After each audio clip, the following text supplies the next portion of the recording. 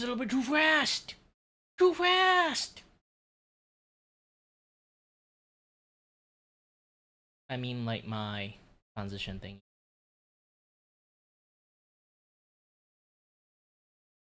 Data transition. Yeah.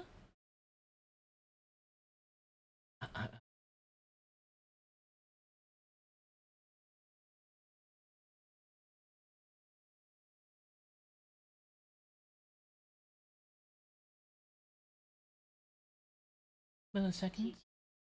Should be. Yeah. To be honest, I really wonders that I should actually make more like video content. In the future, actually, I am trying to make more video content, but at the moment, I kind of like a little bit too busy with. I won't say I'm swamped with work, but I do get the propositions of making like an apps thingy, like animation for like a company, and then I also like have like a few like transition animations I also have to like work on too. Quite a few things actually.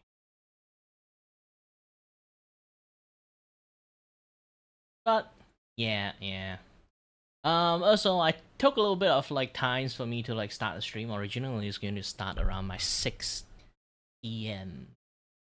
Right now it's kind of like 7. It's because like I start at 6:30 actually. I screw up the setting. The vertical side of the stream is a little bit screw up, so I have to like restart the stream. And then afterward, I have to go to the kitchens to make milk tea. But anyway, like the reason I kind of like start at 6:30 around the time is because I went to have a shower first and then have some shower thought. Um, the I thought too long. So yeah, I thought too long. If you guys like don't know what I'm why I was like having such a long thought in my showers is because that I have a propositions of being able to represent a company to have my merch to be in there. Technically, that company represent me to make my merch and stuff, you know. So I have this idea, which is still like in some, you know, chatting and stuff. So I am going to make a merchandise which is an A5 sticker sheet. So there's like a sheet of like things that you can like make like a bunch of like have sticker for you to use, and the pin badge and also pop socket, you know, like those things. That pop socket is like the thing that you can put behind your phone thingy. The pin badge is going to be the squishable keyray. You don't know what the squishable keyray. Too bad the pin badge itself cannot be squishable. Maybe in the future, if I actually can have a plushie, I will like put squishable keyray into that.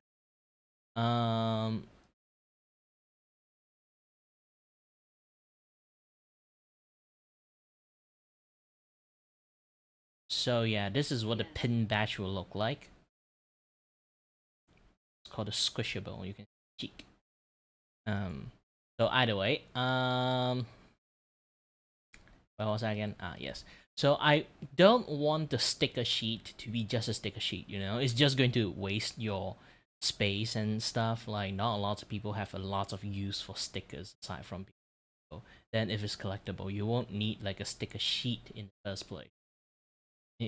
Basically, you won't even like take it out. Won't even like properly use the sticker in the first place, aside from sticking to notebook. Like, aside as a days of digital age, like not lots of going to like have like notebook. There are going to be people like willing to buy this, but I don't see the practicality.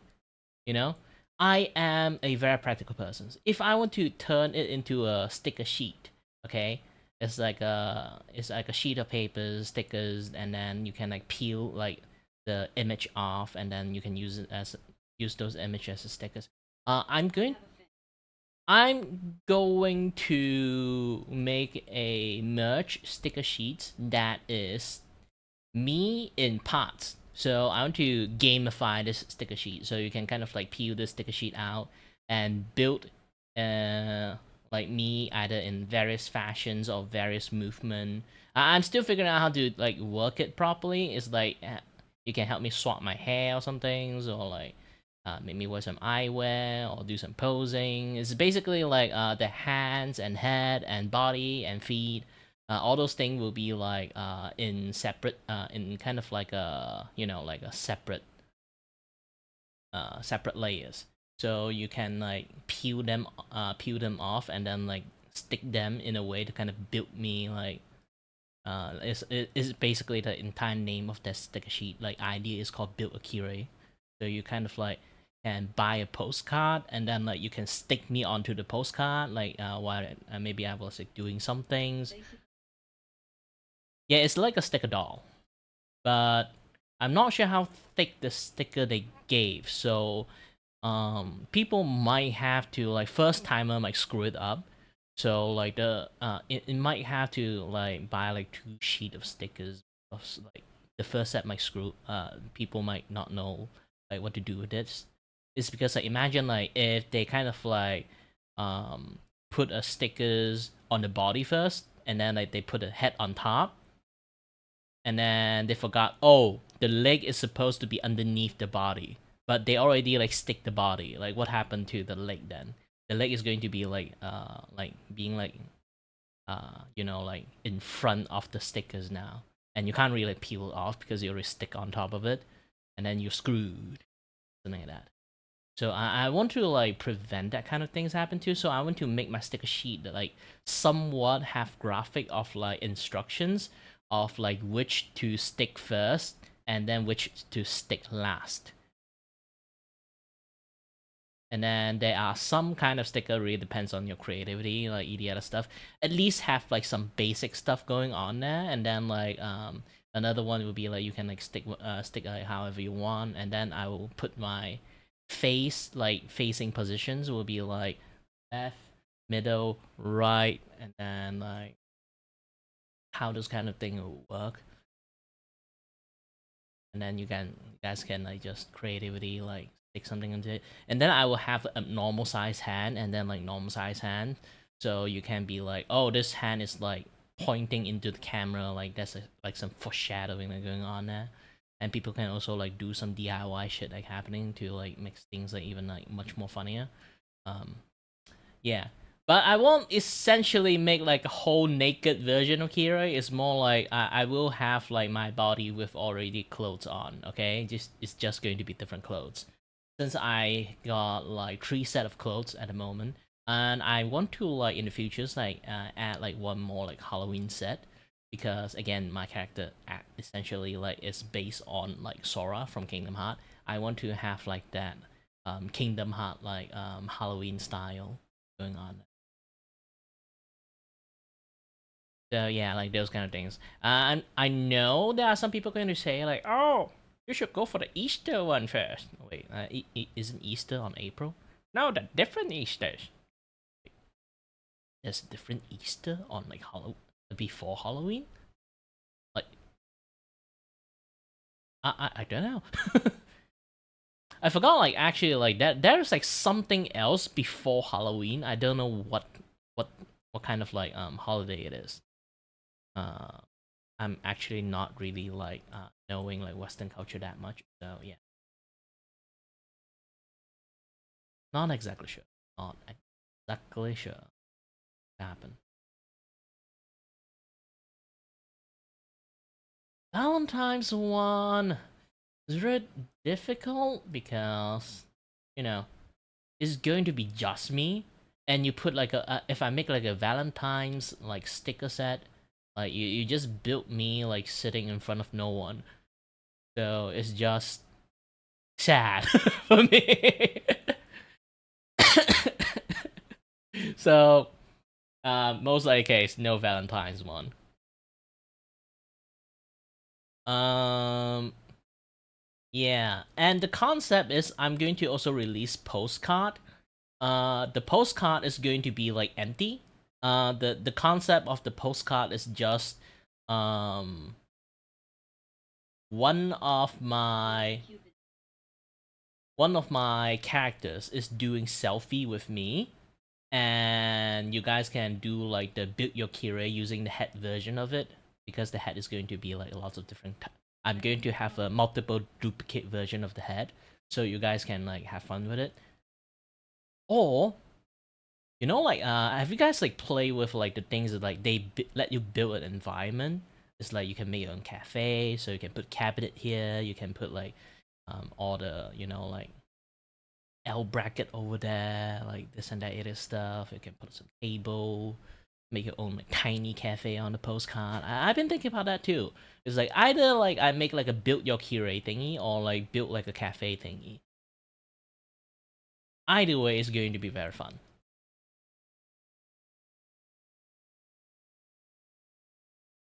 I want to make like make my make my stuff have a little bit of like purpose.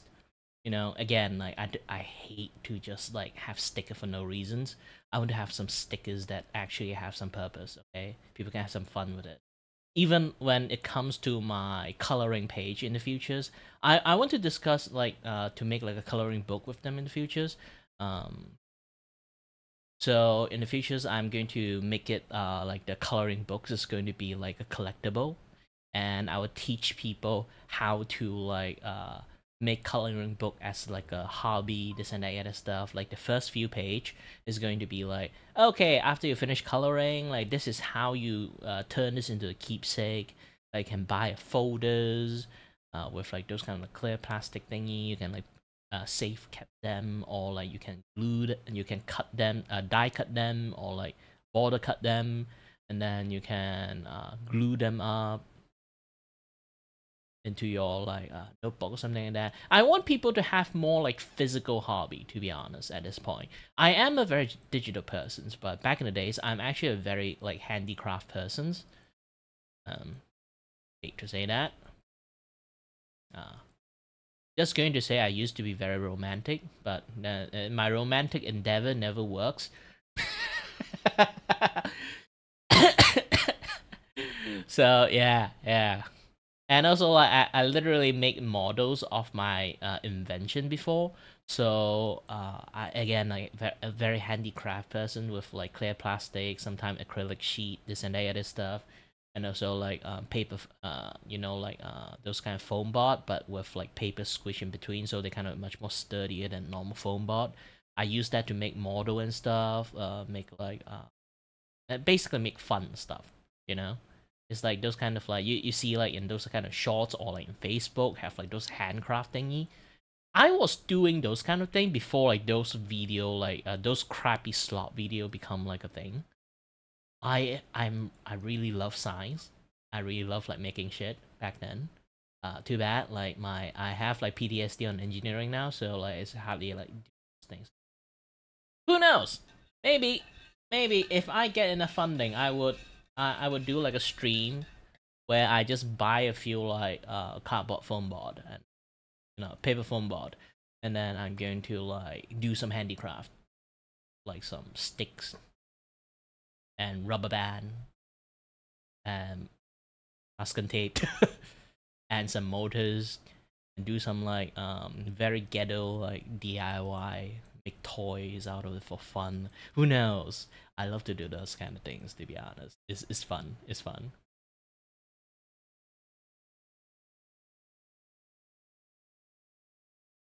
Imagine I make like a imagine I kind of make like a compressed gas gun. Ooh, that is fun. Not an actual gun. Like no matter how much it is, like a syringe can't compress air that much. So yeah, it's not going to be like those kind of like super dangerous, can shoot like like blind people kind of thing. Okay, don't get kind of like confused when I say compressed air gun. Actually, compressed air gun do exist as a security gun too. They shoot those kind of like like mace kind of like pellet. So like when you caught onto your eyes, you're fucked. And do not wash it. To be honest, I think I forgot if I remember. If you try to like attempt to wash it, you're just making it worse, because it's kind of like generally it's kind of like 50% soluble powders. So like there's a lot of like powder on your face if you kind of use like water to wash it. you just make it even worse. Some people say oil work well. I don't think oil work well. I think it's better like you use something that have some like adhesive like level. Maybe like like those kind of like Newtino fluid, like Newton fluid or something like that. Like that kind of like you have to put some cornstarch onto it. You need to pour some water into it. Oobleck. You need to make some oobleck to wash it off. Like it's actually legitly way more safer using oobleck because they're kind of like sticky by natures. So they can kind of get they can be like stick off like lots of like those kind of like very dangerous powders, and they still kind of wet, but not too wet to the point that you know the thing like melt into your faces. Either way, I got way off course on the yapping part, but yeah.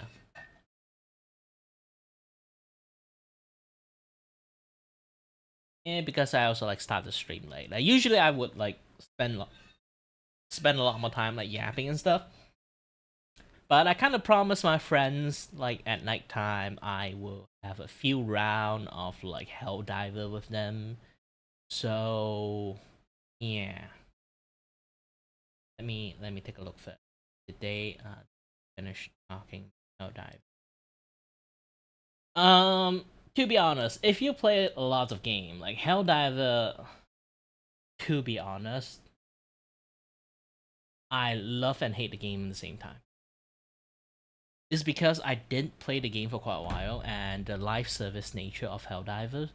If you don't play too much, every single time they have like this thing like Warbond, and then you can get like stratagems and also like equipment for the particular play.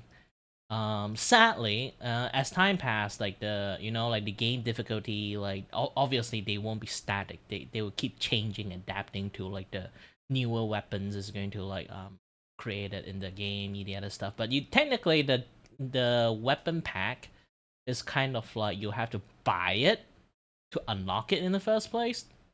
But sadly, the super credit to unlock it, you either have to grind it in easy difficulty mode, because like easy difficulty it doesn't like really like pose any danger in the game.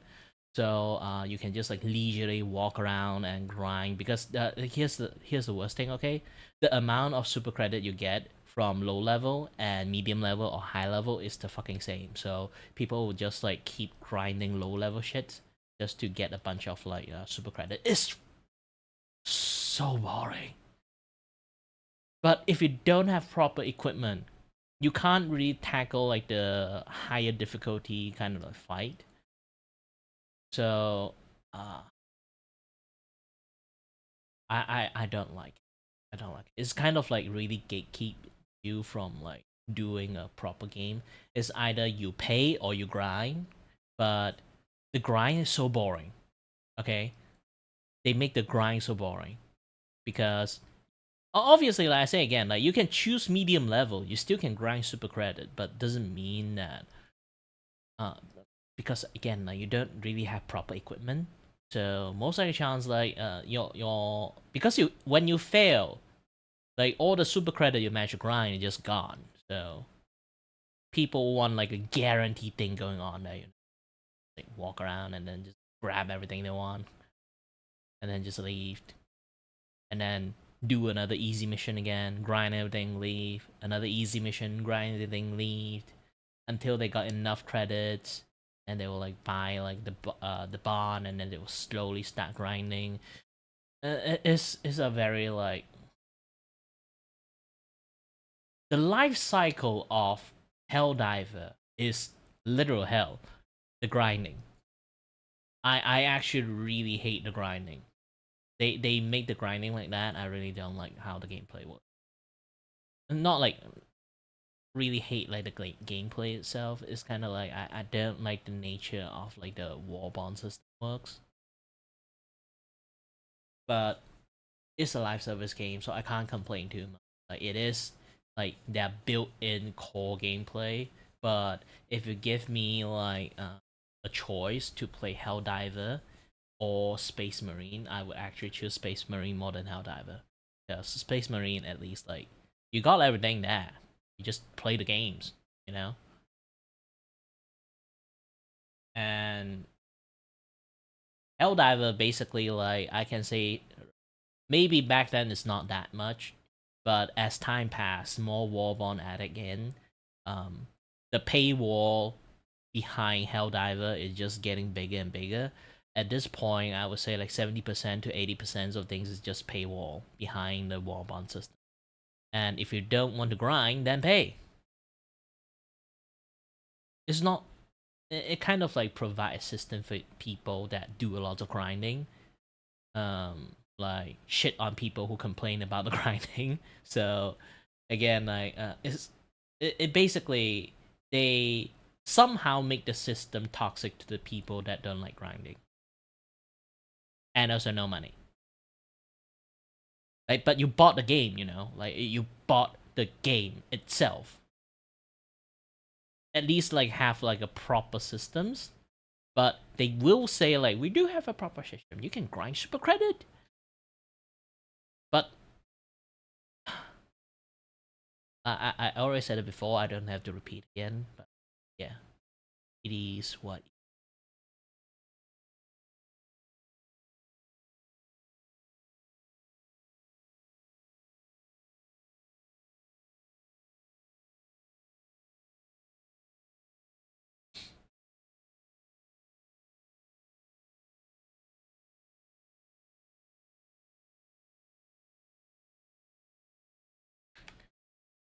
Refresh my page a bit.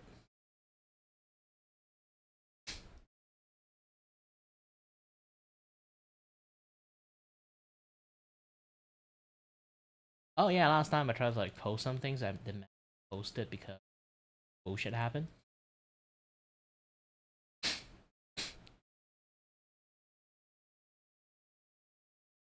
Find a blue stack again.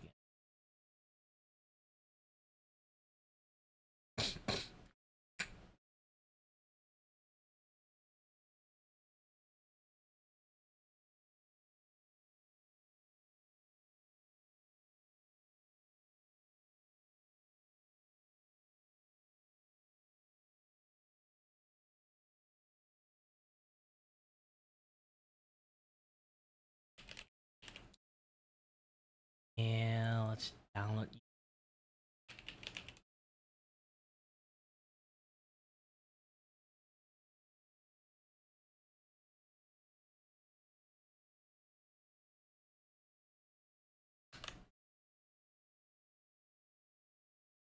Oh, I don't need to do that. I can just post this thing. Ah, no. I do hate the fact like they have like this like dual system thing going on there. When you post stuff on phone and post stuff using computers, you have completely like different UI and even like stuff that available for like access. The accessibility of like different stuff is like different. Kind of hate that.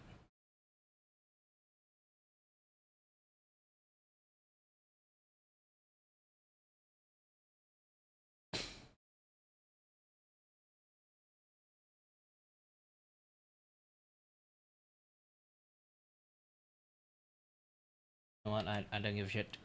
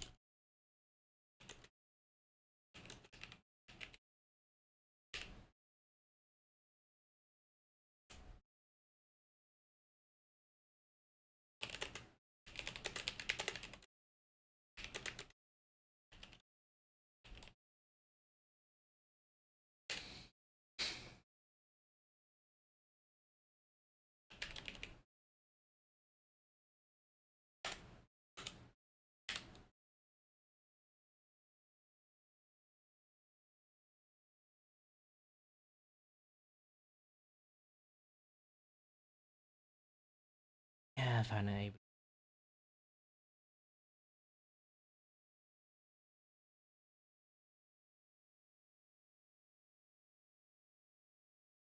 Like the bullshit that like within like Google, like very strong.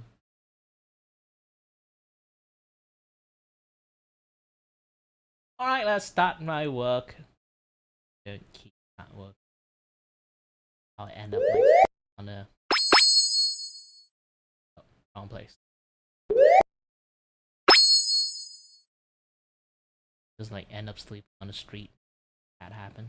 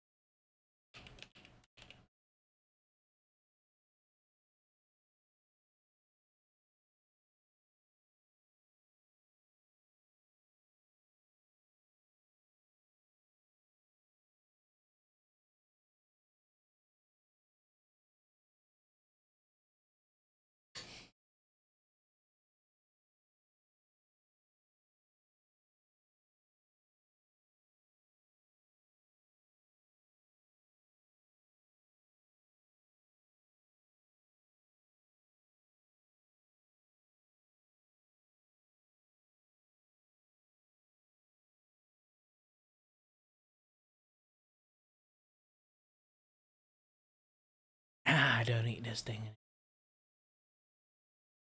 Okay, good.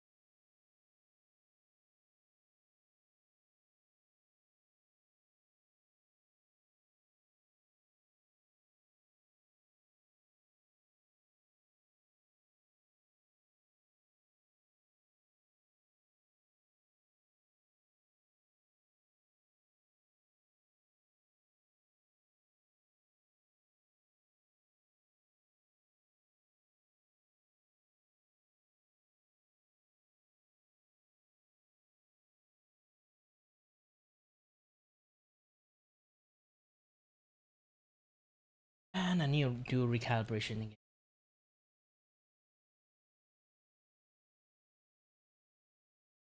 Prepare to be blind! Ah!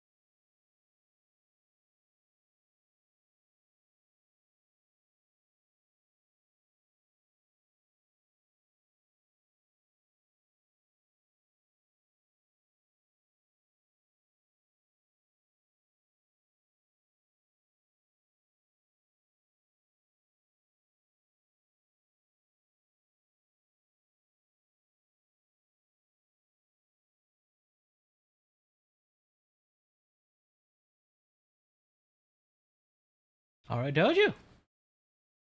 My novel.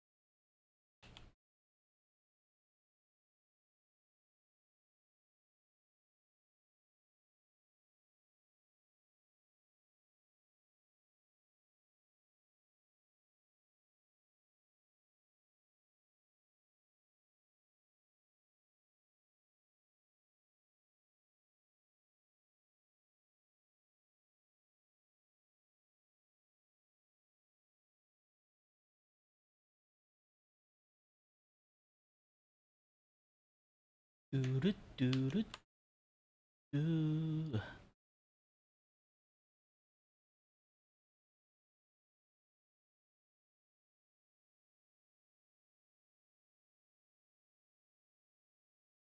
Oh, the music is not on. You know what? Since the music in the first place, but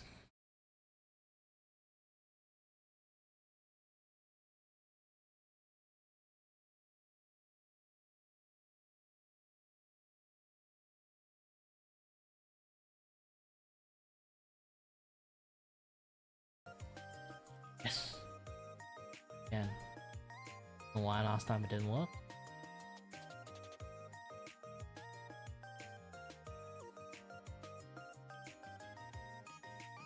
But either way, going to switch it up a little bit. I'm going to watch a little YouTube stuff. Actually, it's a very good like too, teaching you like how filming works, how writing work, how this work, how that work, like lots of stuff.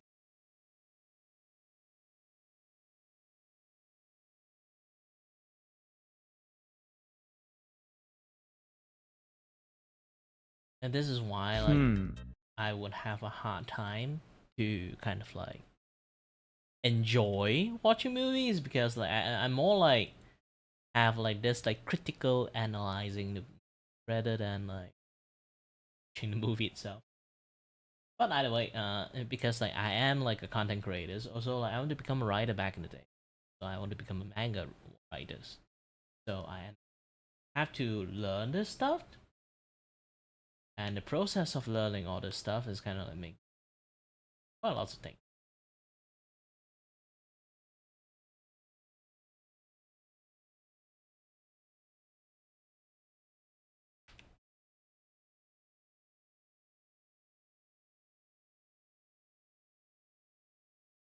With Graham are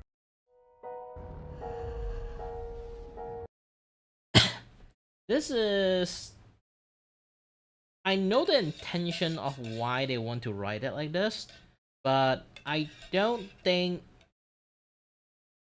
like the writer and James Gunn's are like gel properly well with this.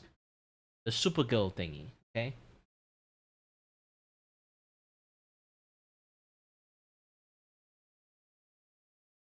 It's kind of like it's a movie that they thought it was clever, but it was not at the same time. Basically try to be a smartass and fail as being a smartass, because the entire plot of the movie is, all you can definitely say in a way is how James Gunn does his like filming stuff. Okay, he is phenomenal at portraying a vibe. Okay, every directors, creators, every writers, they have like a certain vibe they can only portray, and it's kind of like those kind of like you stuck at the worst kind of things. Like imagine you are kind of like really good at portraying like maybe like a goofy characters, but you always want to be like a very serious person, or like you want to do like a very serious film, but you can't help to be goofy, or like the things you do just naturally goofy, you know, like it take away like your seriousness just by your own personal natures. Kind of like your own personal natures is like betraying yourself. Like everyone always have that vibe thing, you know, like hard lockdown achievement. To be honest, is a really sad thing sometimes. I say again, it can be good if you know how to harness the power, but if you reject that side of you, and or maybe you'll be like, I'm boring. I don't want to be the goofy character. Or I want to be more serious persons. Then yeah, everyone always will encounter that more or less in their life, and regret a lot of their choice. In many sense, I would say they do end up regret a lot of their choice,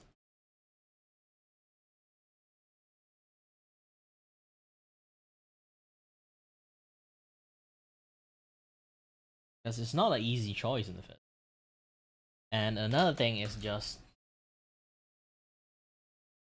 the societies and stuff. Like sometimes you can't just like live in a bubble. World change, and you have like one certain type of thought process, and you can't adapt to the world. Means like no matter like my humor is funny, it only funny to people from a certain age. If you want to like be funny to people for a different crowd, then you have to actually do your homework properly and try to, grab that crowd. I don't think James Gunn is not a good director. He is a good director, but he's more like a director that focus on the whimsical side. And not all movie should be whimsical.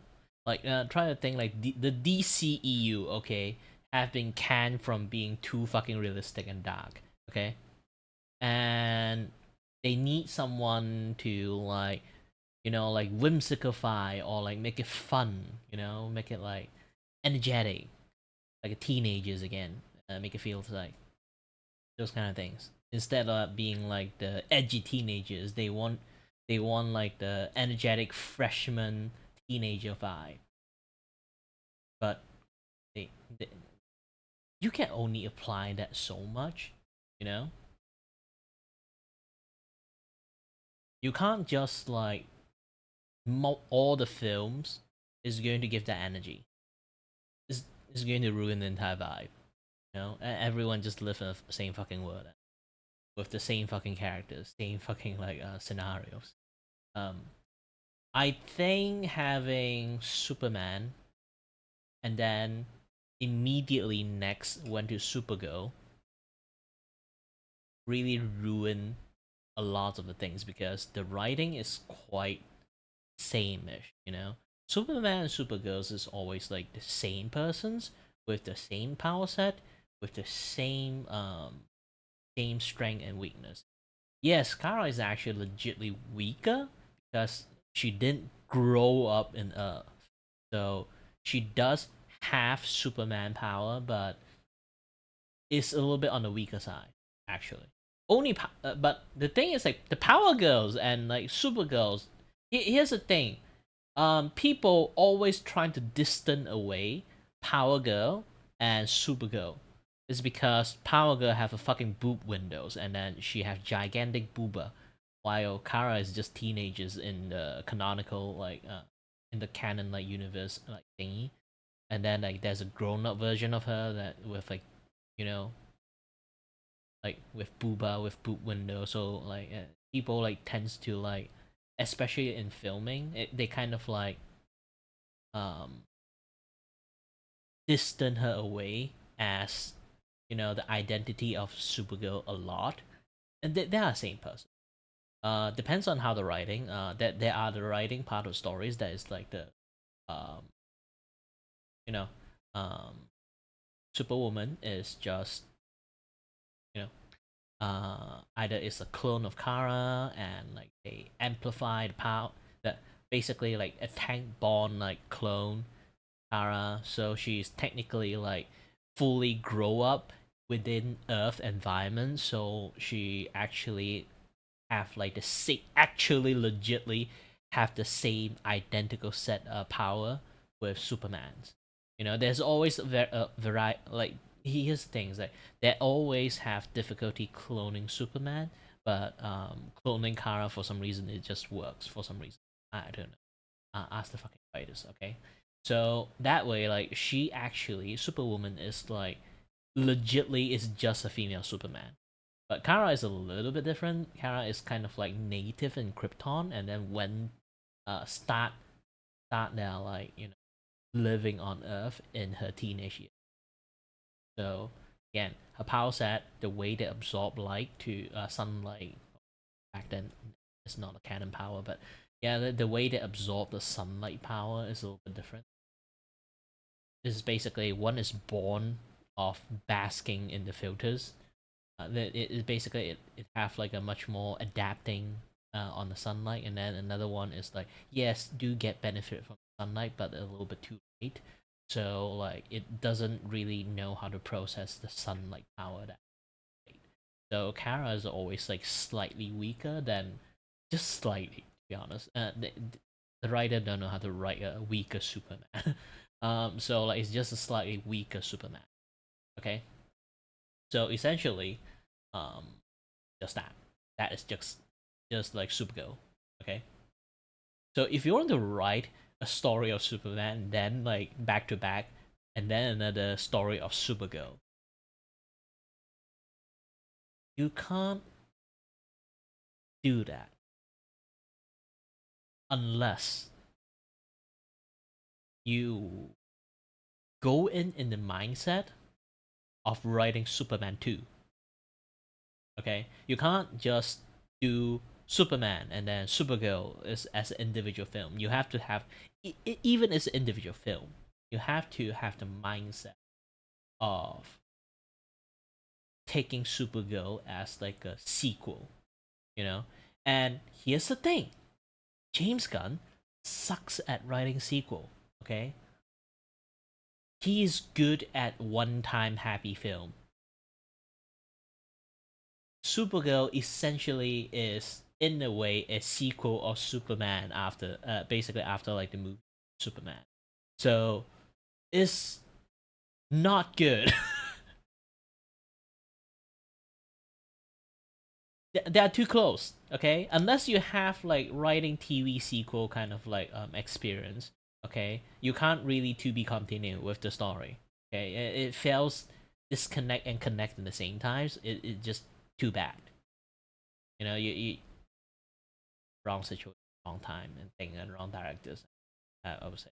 So it kind of like, yeah, James Gunn do a very great job as Superman, but now like they apply the same formula to the Supergirl, it becomes a very different thing.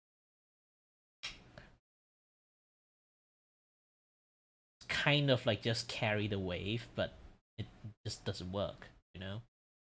And they thought they were kind of like being like, you know, smart ass about the writing, that three same kind of personality persons, but like it's basically is trying to like the entire Supergirl story, okay, is this is all this character have the same personality, maybe even like power wise would be a little bit same.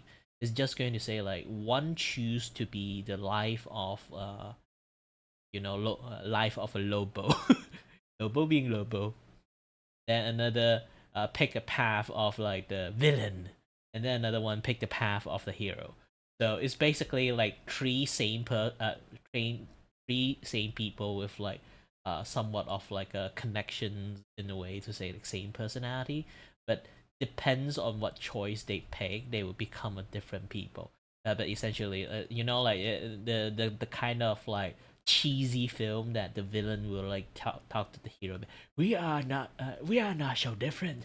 Like to the point that they are essentially identical people, but it's just in different role. One play anti-hero, one play hero, one play villain. They thought they were smart. They're not. They're not.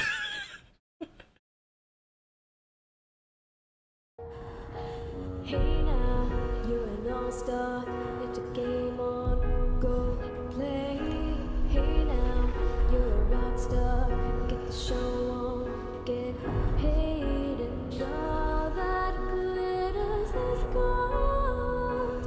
Only shooting stars. I want to Smash Mouth will like come and get me during that song. Smash In Mouth is like Supergirl, super Kara Zor-El goes on the most sensitive with personal that song. adventure yet. She randomly bumps into people who create an adventure for her, and then she keeps bumping into more people who she trusts blindly and gets betrayed and left for dead until more people show up to rescue her. I mean, she is doing all that to save her poisoned dog, which you know because the movie keeps hitting you on the head with it like you were a fucking idiot. How long does he have? 3 moon races. Okay, 3 days. 3 moon races. 72 hours, buddy. Yeah, I know.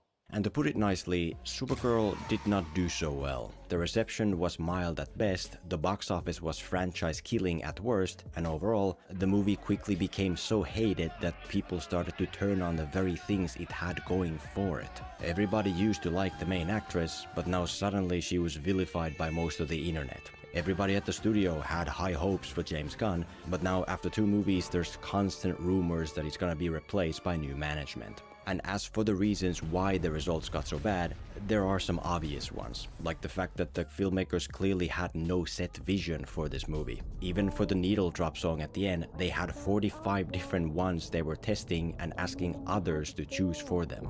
Talk about a lack of intent. I don't know what I'm doing. But surface level stuff aside, there is one core issue at the heart of this movie that poisoned and doomed it from the start. An issue concerning the most important side of any movie: character. The character side here is an absolute mess, filled with deadly kryptonite problems ensuring the movie could never work. Most of the characters are the same, which makes their scenes and interactions repetitively boring. Most of the characters aren't guided by their motivations, but by the hand of the writer, which leads to dumb as hell results. And the main hero has all the worst traits that a hero can have, to the point of being toxic and repulsive. No, I don't want that. If you wonder why the world turned on Supergirl, these character problems are the reason. And so today, let's get into them to see how this movie went so wrong so fast and how to avoid the same fate.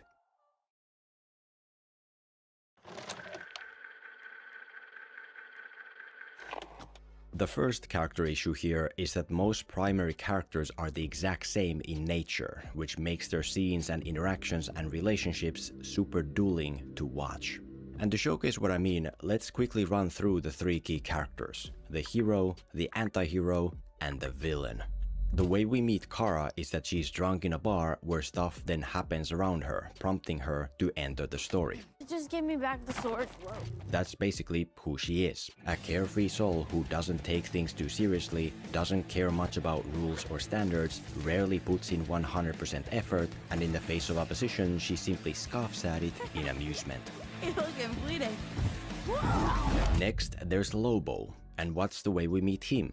Well, he's drunk in a bar where stuff then happens around him, You don't happen to know any brigands? prompting him to enter the story.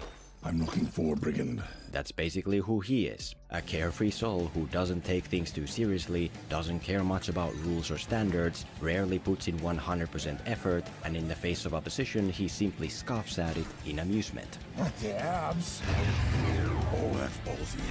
Thirdly, there's Krem, and the way we meet him is that he shows up to some swordmaker's house to get weapons and then sits down to ask for pie. Is that pie? And that's basically who he is. A carefree soul who doesn't take things too seriously, Are you okay? doesn't care much about rules or standards, rarely puts in 100% effort, and in the face of opposition he simply scoffs at it in amusement. That was good. Imagine like this is just like the writer only knows how to write one character. Like I say again, like you can see like Lobo and like Lobo, Supergirls, and this guy is basically just like three same character playing three different roles. It's basically like in a way they tried. I tried to be a writer before, so I can see what kind of like stupid brain process they have. Like I saying this, and also it's like pointing like three more fingers at me. I does that shit too, okay? And I realized how fucking stupid it is. And I didn't do that anymore. Still, again, like, lots of people thought they were clever, but they're not, okay? It is not clever. It's basically, it's like three same people, kind of. Even the, I won't say power set is going to be the same, okay? It's just going to say the only thing different is their power set. And then the second difference is the path they choose while they're being like the same-ish kind of people. That one choose the path of hero, another choose like a path of like a anti-hero or like villain. And then like technically they want Kara to be like the confusing girls that don't know which path to choose for her life. So she basically like see this two guy as kind of two characters. If I say two guy, they'd be like, that sounds sexist. Like that's just so they see like there's two comparisons. Okay, they have like a little bit of comparison. They are like somewhat of the same people, but choose a different path.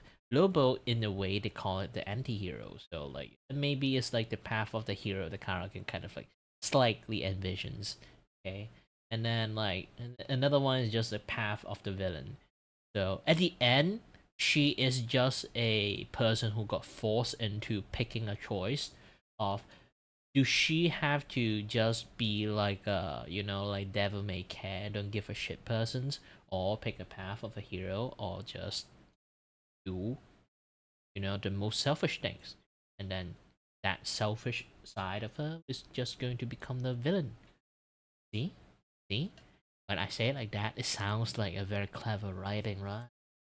But it's just a pitch at the end.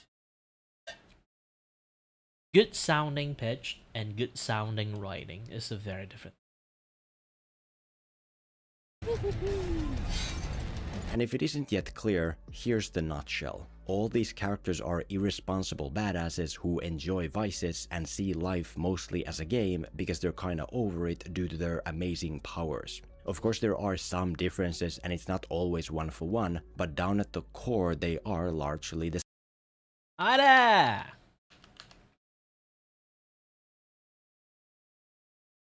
Yeah, talking about like filming, writing, and all the stuff.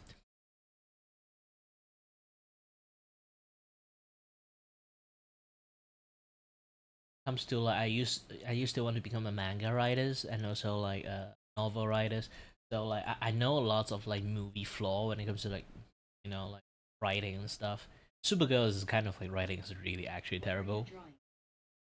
Oh, what am I drawing? This is art commissions of this guy commissioned me to draw him with his friend that they play a lot of collab game and like tell me to go nuts with the concept. So I create a concept that is them playing a lot of like like those kind of friend slot game. So like I make a peek over here, repo in the behind the scene, and then like the bomb defusing game with like the like the pointing at the cat meme, like scolding cat meme, and then they also like actually like playing like the the mecha chameleon. You can see like the painting. That should be like the troll and just shoot here. Basically, I want to like provide a vibe. I want to provide a vibe of like a little bit whimsical, a little bit like fun. Like they are like like just a bunch of friends that are having fun and stuff. They're anime like. Yeah, thank you. I really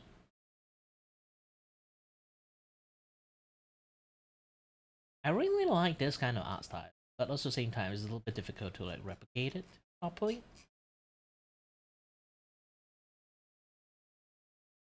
Hold on a little bit. Totally forgot to call I've totally forgot to collarbone. And yes, like this is like how I aim. Why the line pick us up.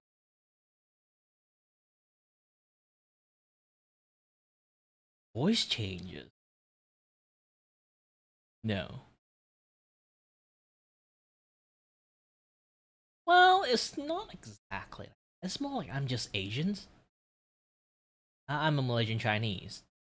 Yeah. And then like have like a little bit like heavy on like the nose kind of a thingy.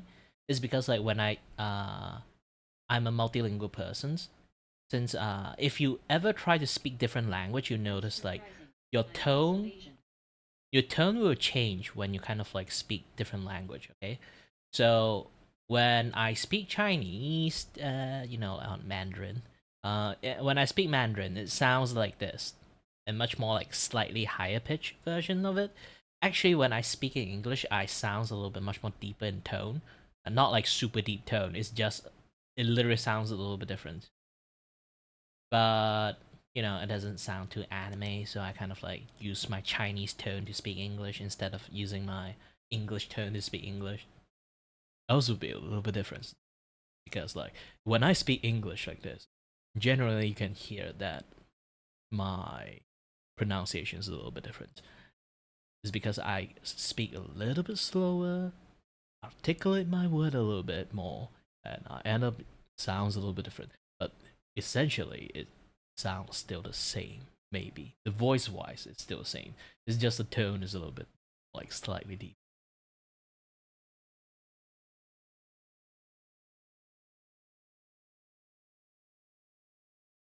Generally, I don't use this voice that much because some people thought I was trying to act sexy. So yeah, that is like how I normally speak. Or sometimes, some people want to hear it a little bit differently, I guess. Like, I'm a Malaysian, so they kind of like be like, you don't sound like a Malaysian.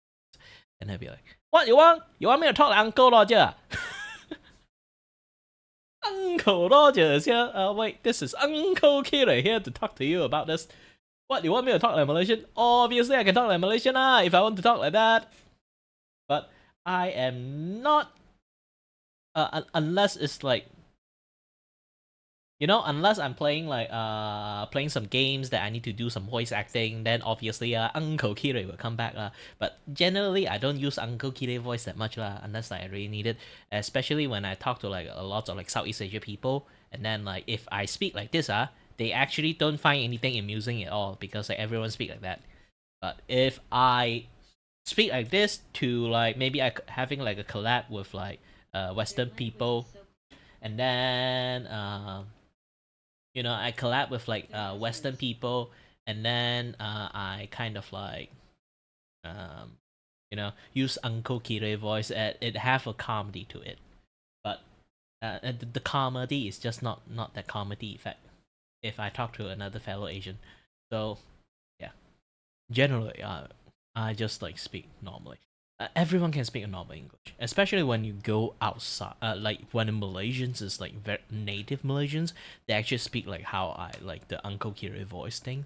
But generally, a lot of Malaysians know how to speak English. Like now, is because most people don't know about this. They only come to Malaysia. They will hear people talk like that. But essentially, if you met anyone who is like working on the Oh.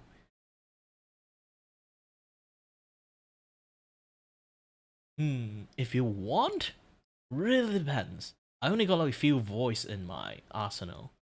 I tried to become a voice actor before, but like voice actors actually by nature is very nepotistic. So. I also want to make my own animation stuff too. I've been making a few ones as testing. And sooner or later, actually I want to show you some of the practice animation. Actually, I've been using them as my, like waiting scene or coming soon scene, all those kind of things, or ending scenes.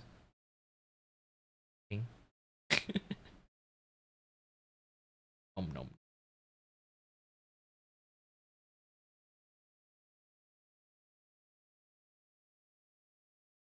This is one me sleeping.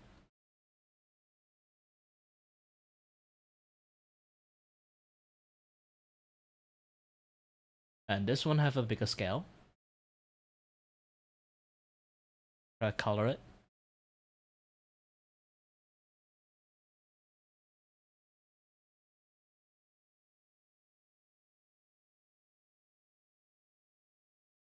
And one more.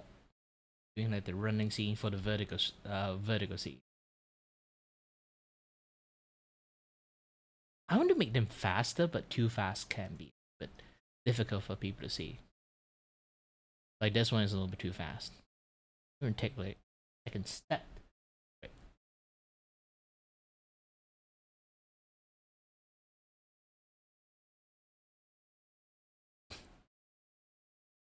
Well, for me, it's like really depends like what kind of like voice that you want. If like I can actually work on a little bit on an old man voice, but sometimes some people hear this voice and then they'll be like, wait a minute, are you old man or are you Voldemort? And I'd be like, I am not Voldemort. The boy who lives has come to play the magic of the gathering card. Boys, fetch me my blue deck. What? I'm Voldemort. I don't have friends.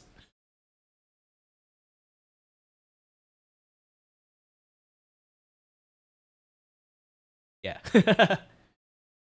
And to be honest, like making old people voice is a little bit much more different nowadays. Is because like old people nowadays are much more healthier than like the old people around my era. I'm 31 years old, by the way. So yeah.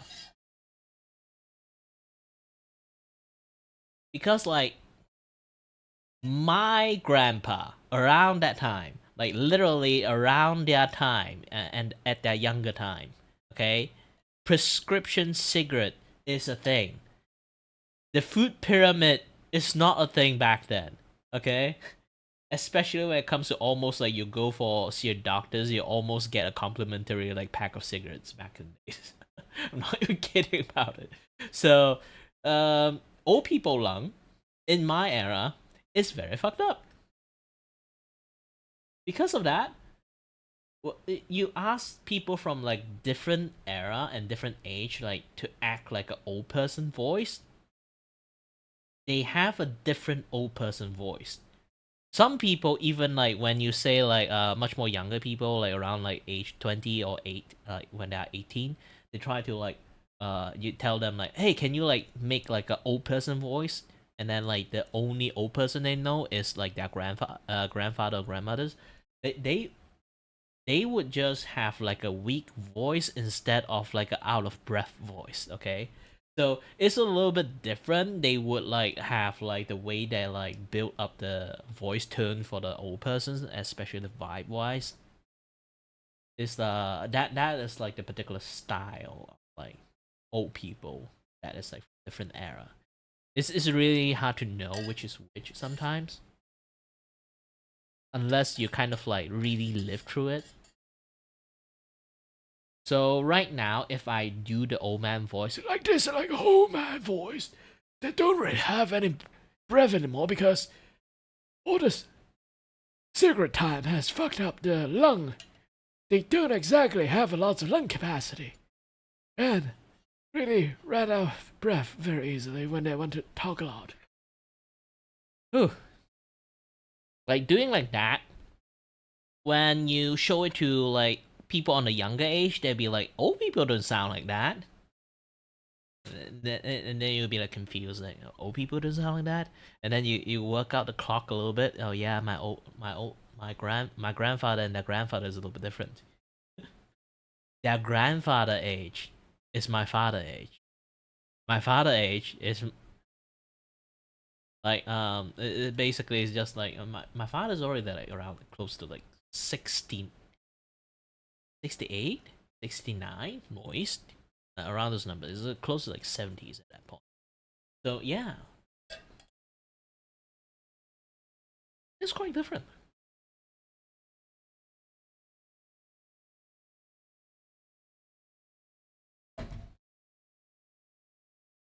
Old people have like different old voice now. And talking like this, like me feels like I am old, but this just makes me feel more old.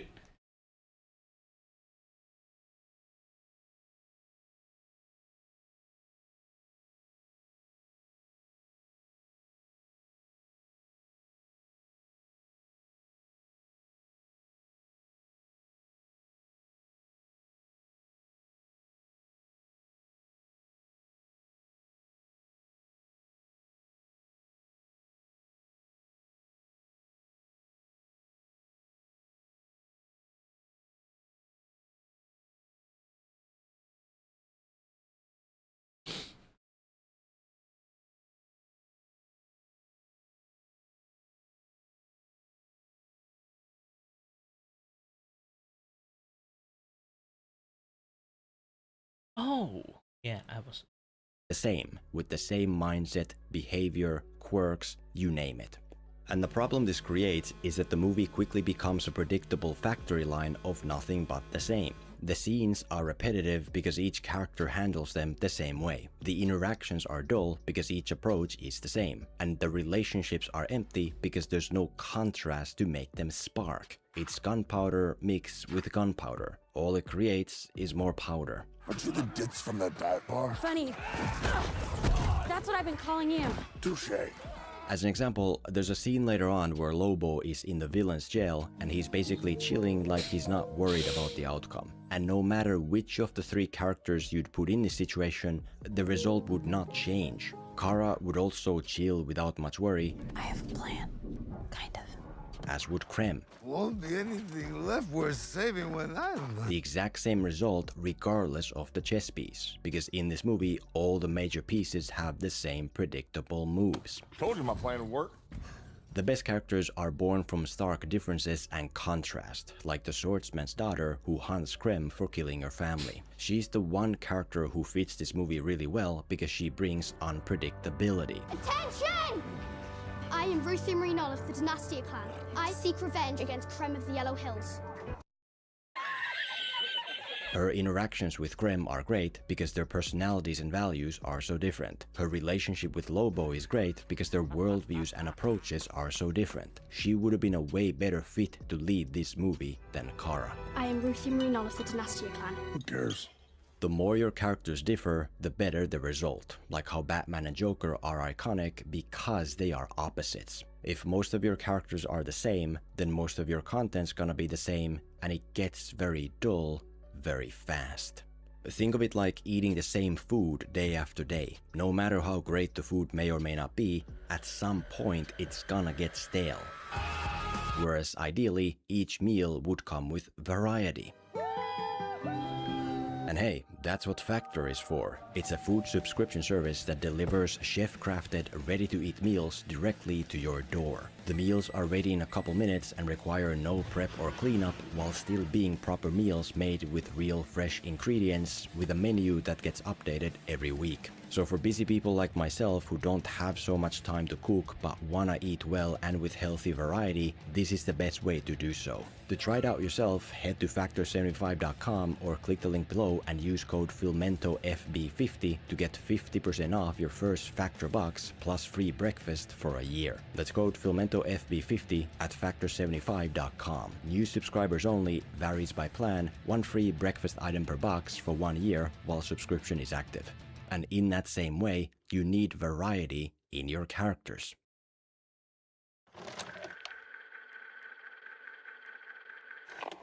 The second character problem here is that most characters aren't guided by their motivations, but rather by the writing, which makes everything feel fake and dumb. In the beginning, for example, Krem shows up to the swordmaker's house with one goal, to get weapons for his crew. But then stuff goes wrong and the swordmaker blows up their ship and then Krem walks away and the scene just ends. What just happened? Krem came for the weapons, so why didn't he take the weapons? Why did we never even see the weapons? Are there any weapons? It's like the writer is coming up with some meaningless bullshit and then writing whatever they want. Oh, the reason things go wrong is because the girl's brother for some reason wants to scare her and there you go. What a dumb way for the scene to happen.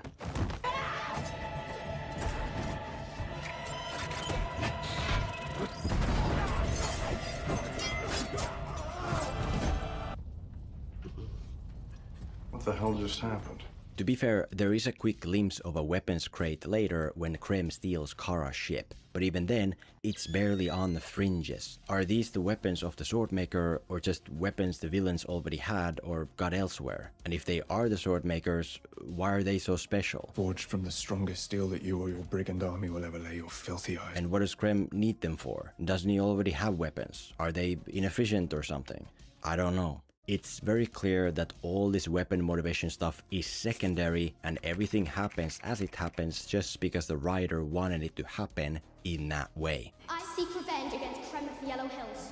Which is a major problem throughout the movie. The story isn't born from character motives, but more so from artificial happenstance. Kara, for example, doesn't do stuff as much as stuff happens to her. She's in a bar when the girl happens to show up and get in trouble. She's outside her ship when it happens to be stolen by Krem, and her dog happens to be poisoned because Krem's crew happens to carry a 3-day poison designed to give them leverage. They use it as an interrogation tactic. Even though they've never used it like that before and never will. We made it up. Then Kara goes on a space bus that happens to be attacked by random raiders who then happen to know where Krem can be found. He's on Bilky. Then she goes there and bumps into more people who happen to know stuff and betray her for Krem, who then shows up. I heard you were looking for me.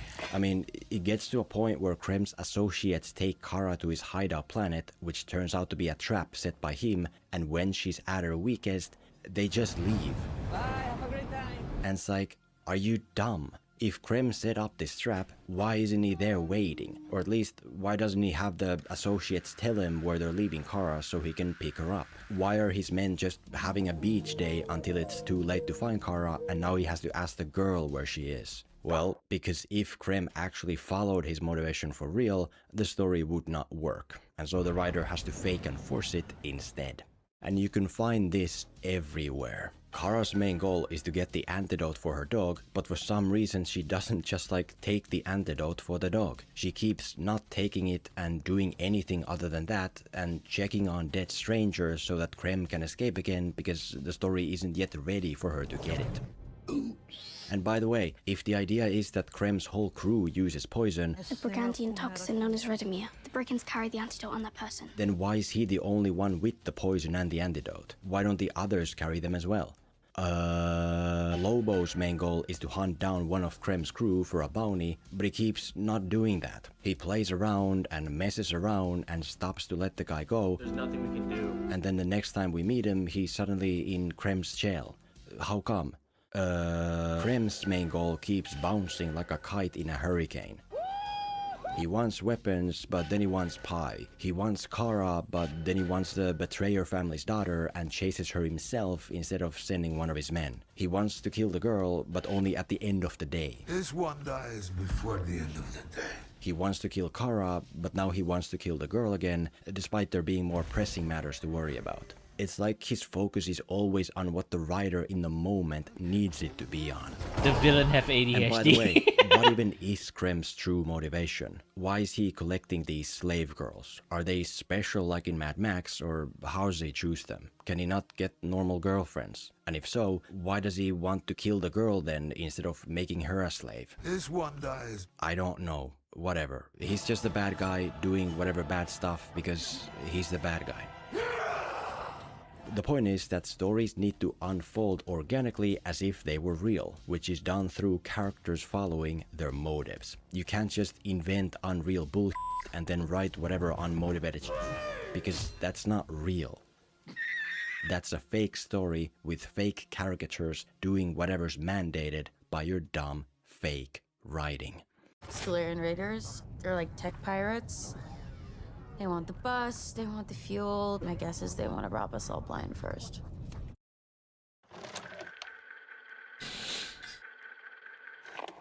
Another character problem here is that the hero possesses all the worst qualities that a hero can, to the point of being toxic and repulsive and turning many audiences against her. May I please have a drink, please? First of all, as I mentioned, Kara is a weak, passive hero who doesn't push the story, but rather gets pushed by it. She gets mixed up in the plot because the plot comes to her. She goes on a space bus where stuff happens to her. She gets betrayed by these people because she drinks their poison despite them being sus. Then she gets betrayed by more people because she agrees to go with them somewhere with a hood on. And then she needs to be saved by others again and again. I mean, Kara's passiveness grows to a point where she gets sidelined in her own movie because right now the story doesn't have anything for her to do. So all she can do for now is wait for that to change. Is it time? Is it time? Is it time? Is it? It is. It is. And it's like, how stupid and useless can she be? How many times does she need to be betrayed until she learns not to blindly rely on others? They keep saying that she's different from Superman because she's not naive. He sees the good in everyone, and I see the truth. But come on, what the hell is this then? She's so weak that she's a passenger in her own story. Second of all, Kara coasts forward with her inherent powers without ever earning them or the audience's respect. In the space bus, for example, her own efforts and ideas are pretty useless. She steals a raider's teleport device but doesn't know how to use it, so she quickly gets beaten and locked up. Then she plans to use a spacesuit to go closer to the sun to activate her powers, but that doesn't work either. Oh, shit. And at this point she already lost the scene and should be dead, if not for her apparent immortality and for the sun conveniently coming up. Now everything is smooth sailing.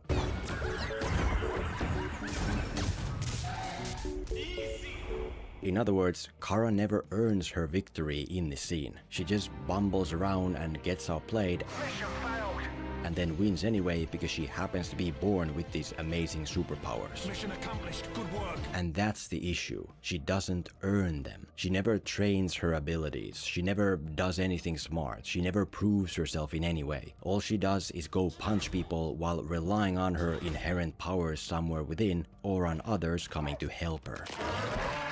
She's basically born blessed, coasting on that without ever stepping up out of her own shadow, which doesn't get respect from most audiences.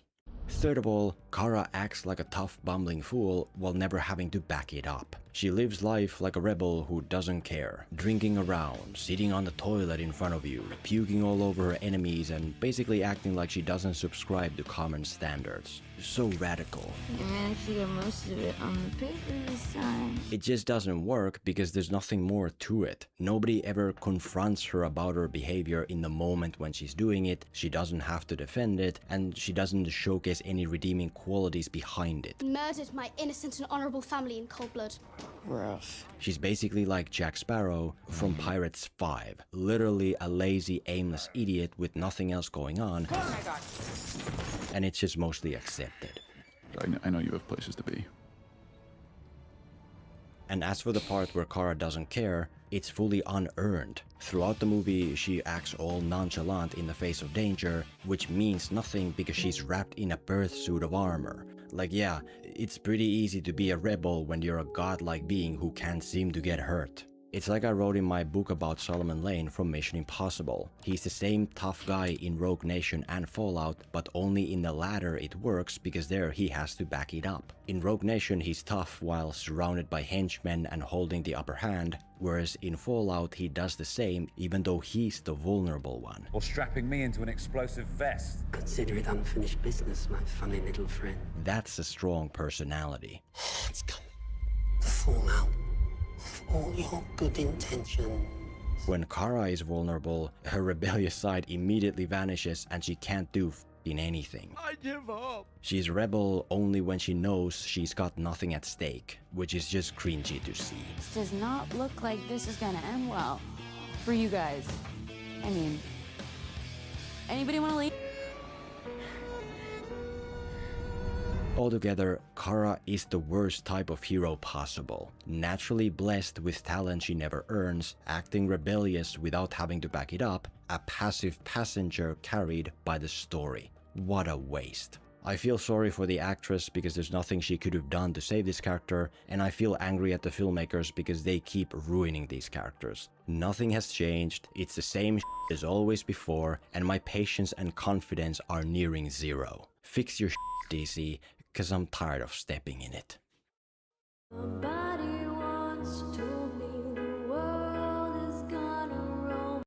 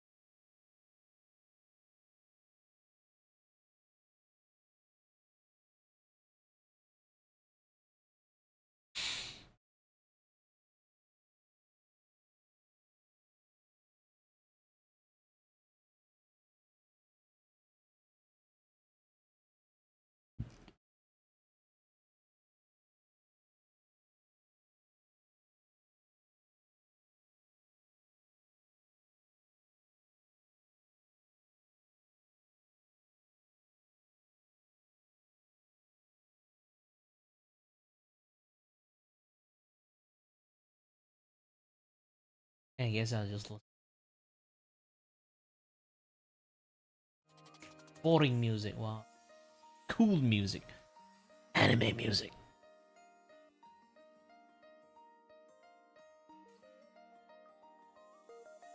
Don't blame me, you have to ask why YouTube don't like us putting music like that. Streaming.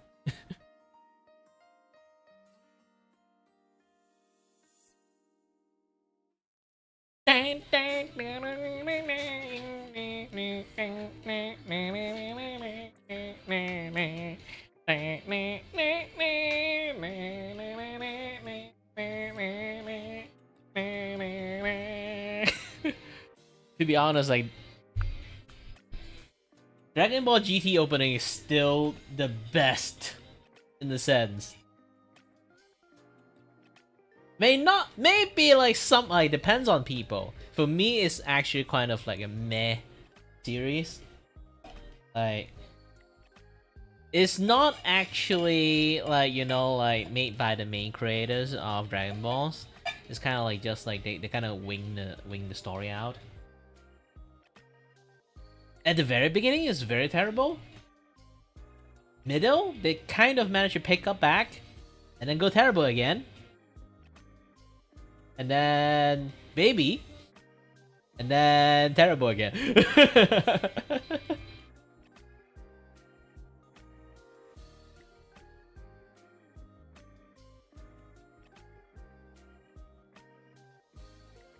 Anyone who watched, they know what I'm talking about.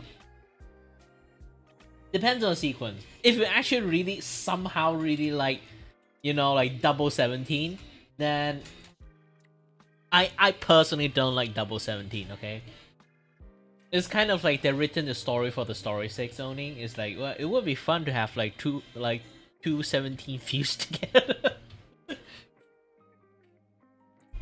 Because 17 was never a properly like fleshed out character.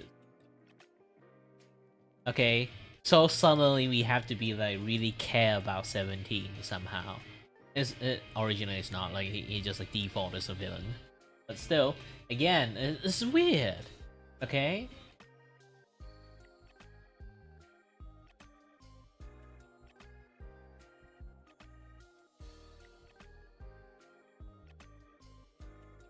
It's kind of like you stuff like like back in the days, like the anime. That's like a lot of like weird anime movies that's basically have zero connection with the series that is going on, the anime series.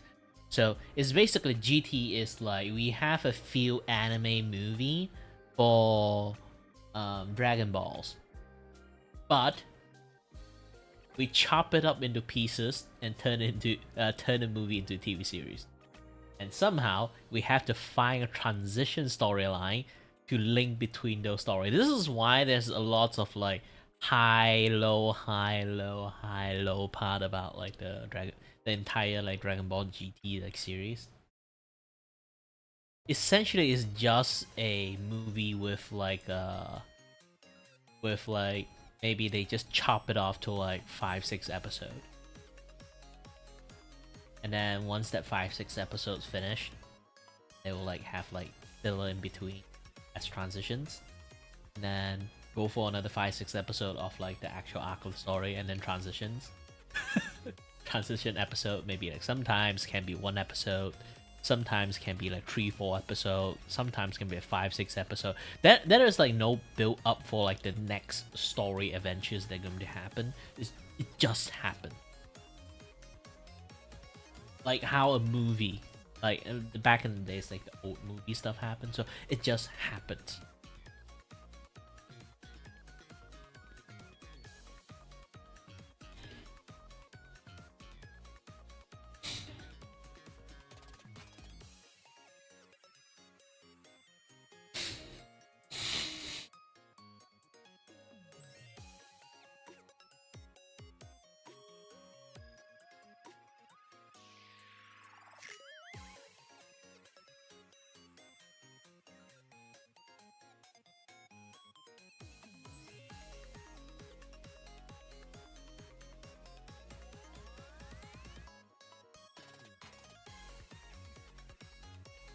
You know, it's really funny actually. Like in canon wise, okay, if you don't calculate super into the story, okay, in Dragon Ball, like Dragon Ball, Dragon Ball Z, and then Dragon Ball GT, like count this particular timeline.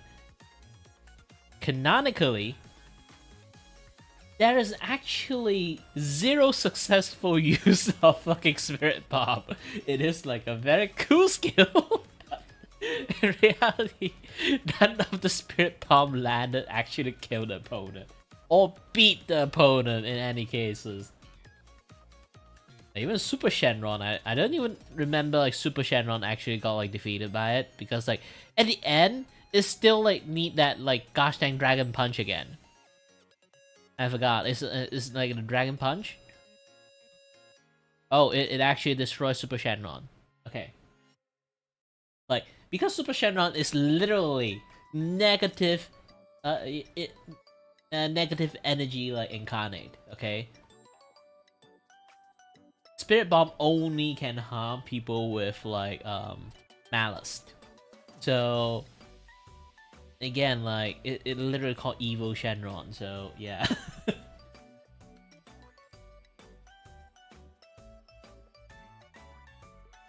Like it even like gosh dang a Frieza can't be like totally annihilated by it, because like essentially, here's the thing about Frieza. Like if you don't watch Dragon Ball Z, like Frieza is, I won't say he's not bad, but you know that he's not like pure fucking evil. He basically just have like really like twisted sense of convictions. You know, like essentially he's just a fucking lazy person that just takes shit for granted. Like he is born to be super fucking powered, okay? Even Beerus is considered like giving him like the role of like destroyer. So he is born that powerful. So he just takes shit for granted. Yes, at the end, the things he does, because he just takes shit for granted, he is like a very spoiled evil person. But still at the end, like he's still like a being. He's not like pure malice. He just does shit for fun. for the love of it. You know, it's like being evil for the love of it. But at the end, like he's not actually like, you know, like in the like in a moral sense, like super ultra uber like pure evil. Like, he is a scumbag, but not. It's like you know a scumbag. Heck, you can even be friends with a scumbag, but you can't actually like, you know, the scumbag itself. Like, it's not go even though like that person, if they die, like go to hell or something. But they are not. You know they are actually like people who is legitly like actually evil. You know? Like pure evil. Like Super Shenron over there is technically super evil Shenron. It's like pure fucking evil. He is made out of evil. He is made out of all the negative energy from all the wishes. So yeah, that is Super Shenron.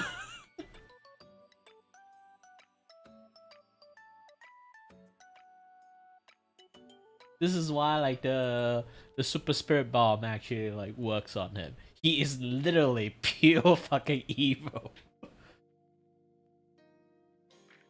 This is why like it's a very conditional based skill. It only like if you really need to annihilate something, you have to make sure that guy is literally made out of evil.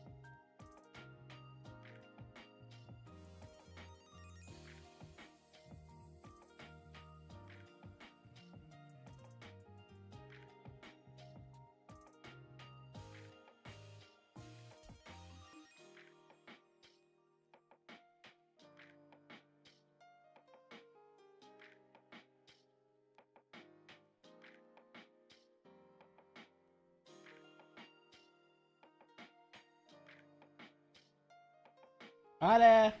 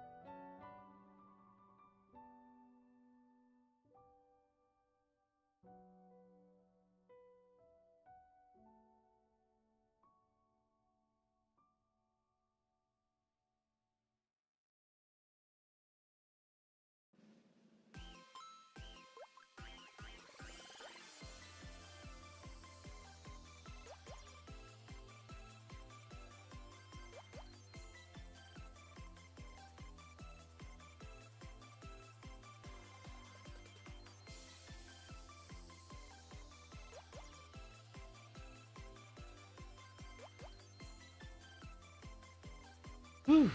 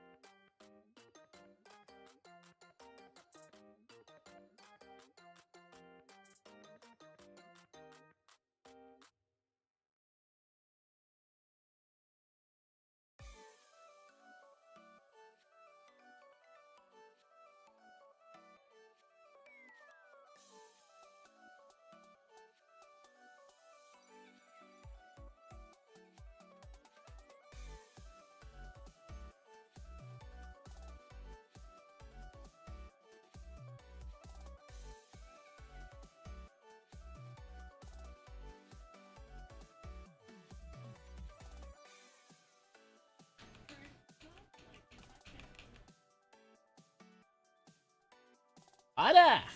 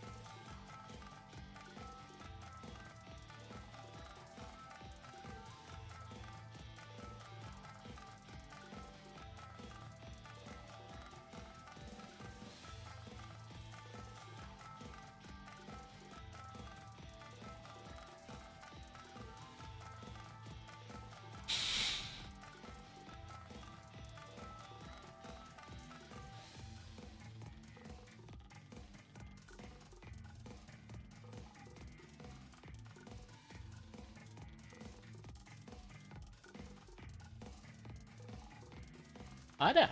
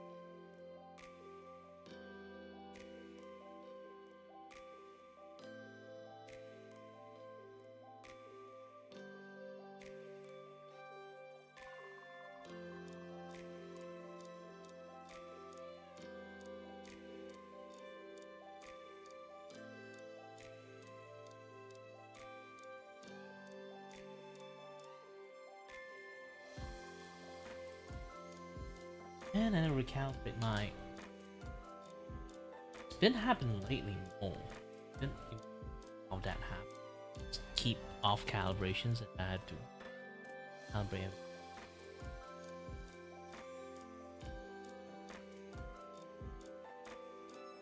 If it's like very off, then kind of noticeable. It's just a tiny bit off.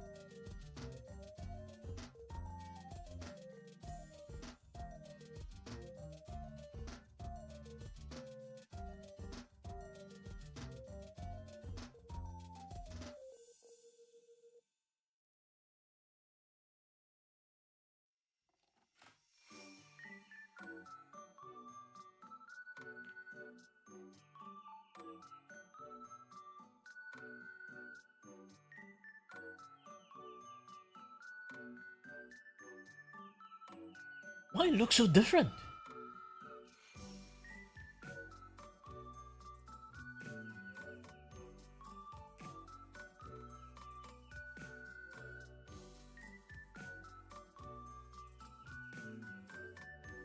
I don't know why. Like the color is much more like colorful on top on my other monitors. This one the color is a little bit duller. Is it my computer is like?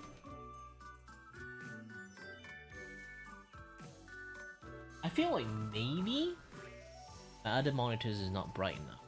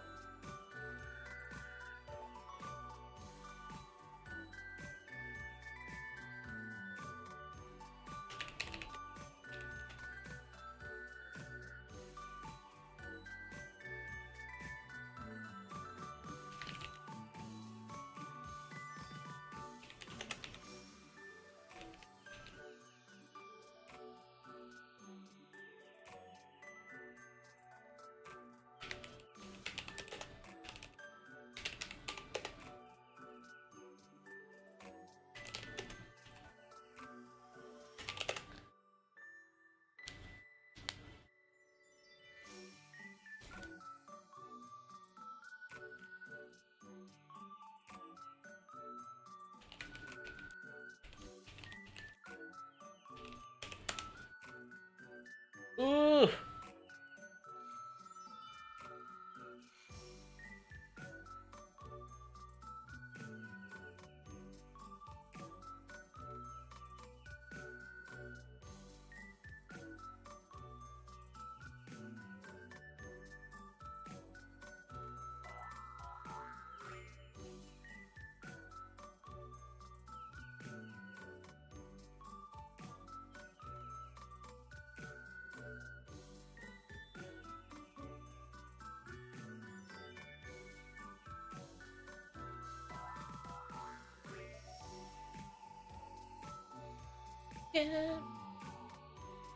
Carry.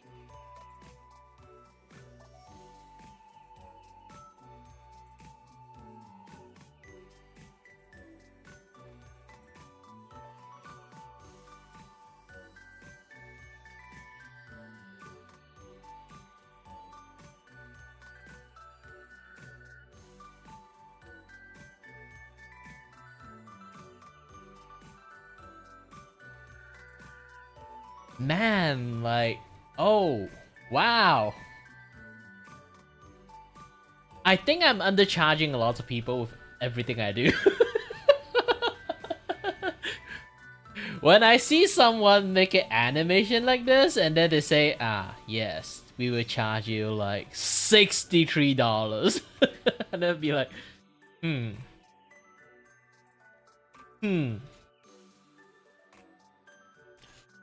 huh. My animations is like doing way more than this.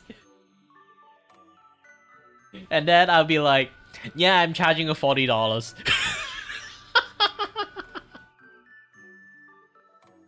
I'm not even kidding. I'm not even kidding. Like right now, okay, right now, it's because like I'm running like a discount on like first time discount thingy. Okay, this thing originally, I'm charging like $40 because of like the special discount first batch. Someone already snatched like every like discount version of it. And then my like the chibi animations for like this like riding shark one, basically a rideable like chibi. This one still $40 only too. Obviously, it's like 100 if it's like original price. Okay.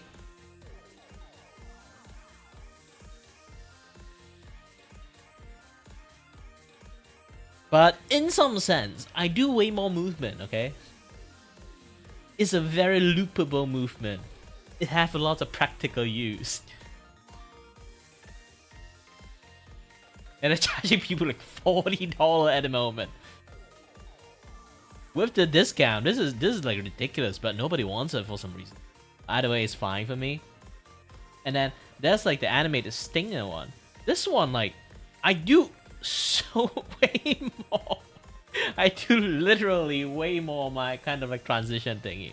Okay? Like, just this alone, like, I think it's like I do way more stuff. Even though it's just lying on, okay? Even though it's just lying on, it's still good. I charge bill 80s. Obviously, when it goes to like request form, you go to like here. When things is like colors, flat colors.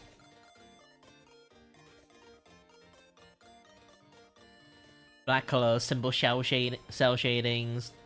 This is like the gradient one. Does increase like a lot more price, but still at the end, like, that thing is actually really simple, and then people charge that much. I might have to up my game a little bit. I know I go for like giving affordable art, but I think I'm too affordable.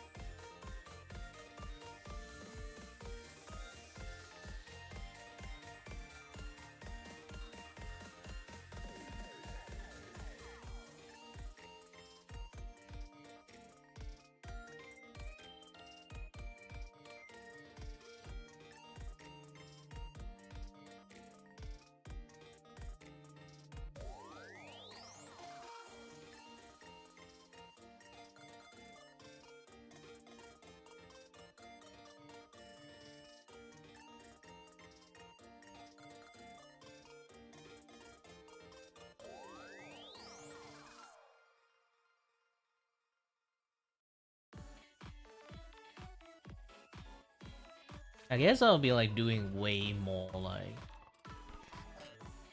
stuff in the future. It does have quite a lot of things going on there.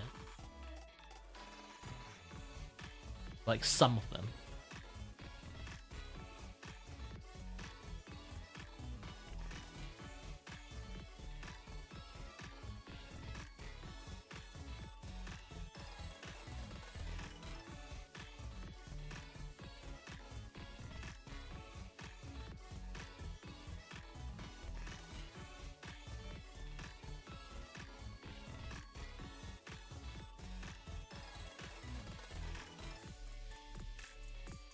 Yeah, the spirit, like I need to shorten my list a little bit. So like this like whole batch of YCH, I think I need to like close off like the spirit attorney. Nobody wants it.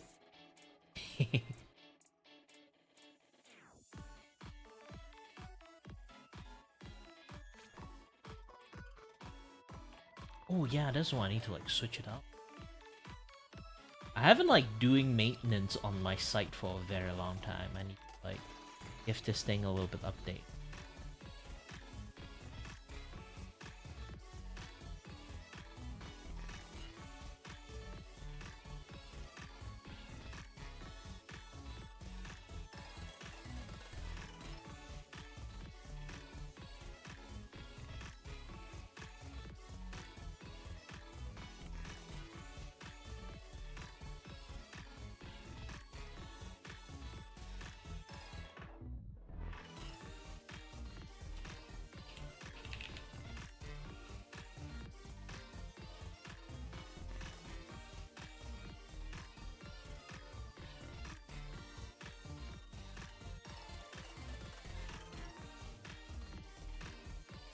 Yeah, for this one, I'm just going to put on list.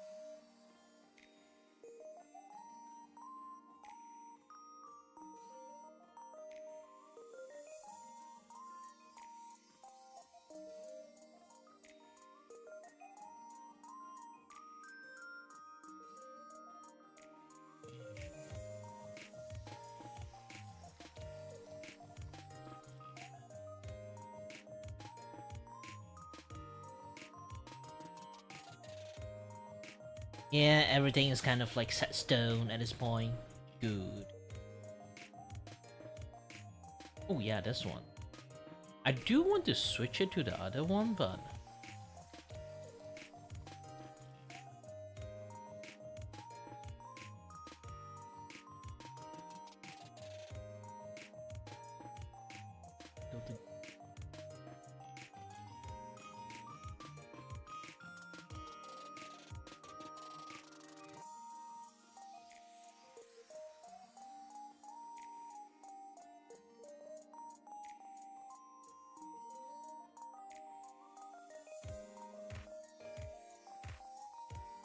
Up in the wrong locations.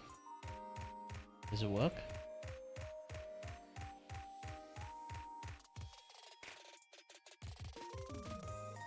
Yes.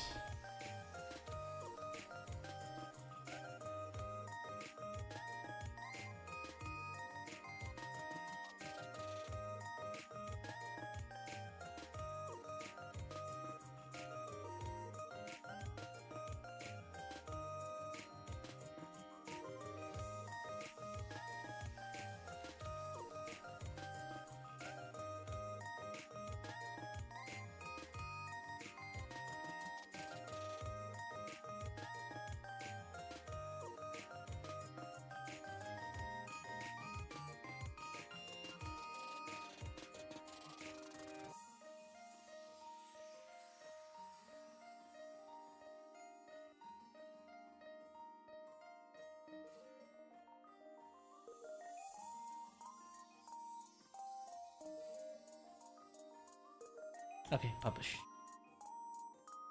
Fixed. Oh, unleashed.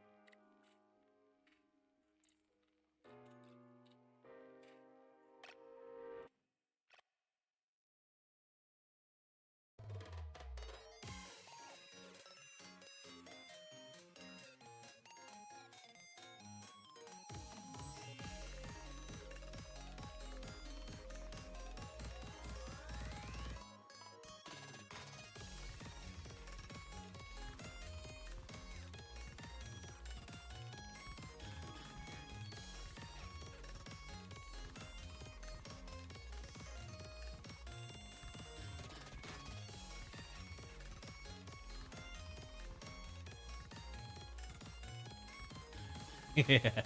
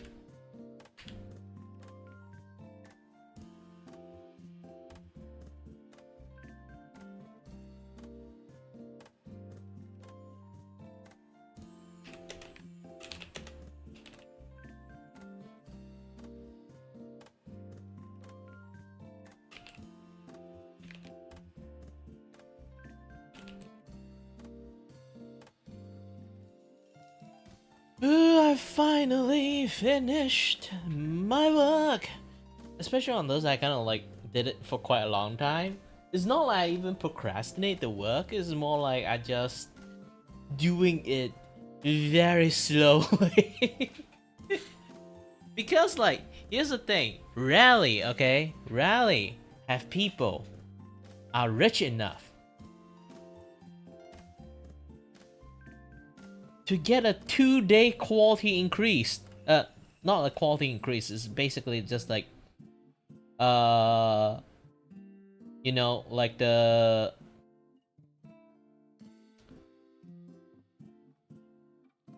it basically like increased like my times on like working on it, just to like make sure the color is nice, make sure the line is good, other stuff, like those kind of things, you know.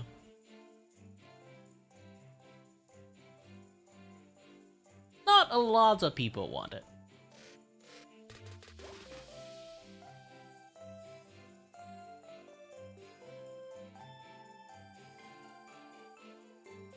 When they have that thing on, yes, I'm actually going to be like, I'm going to work like triple amount of like my effort to make it like look nice.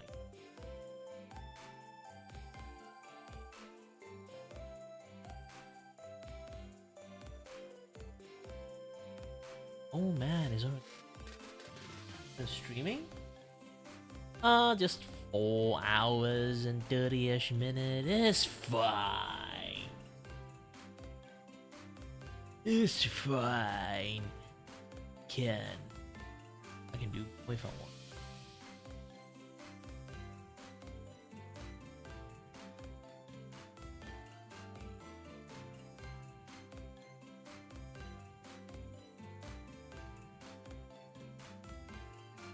Round variant 2. I don't know why I made that. For fun.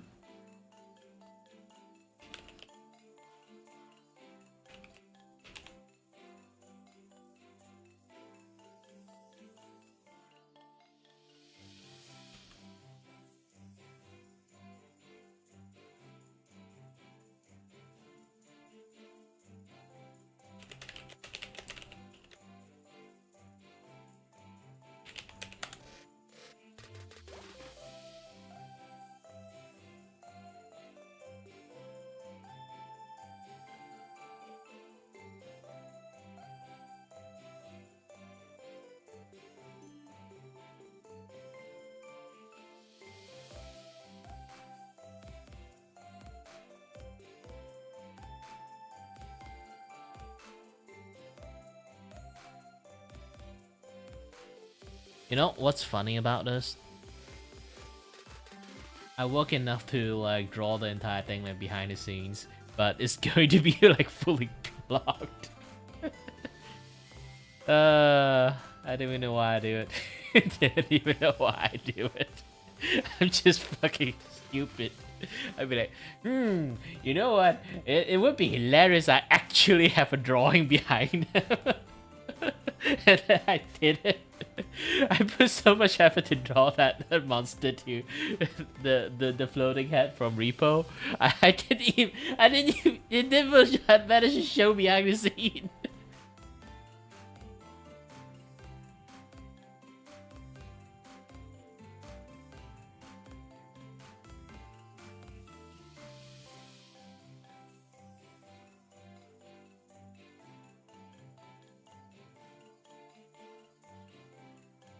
Yeah, I'm a fucking idiot.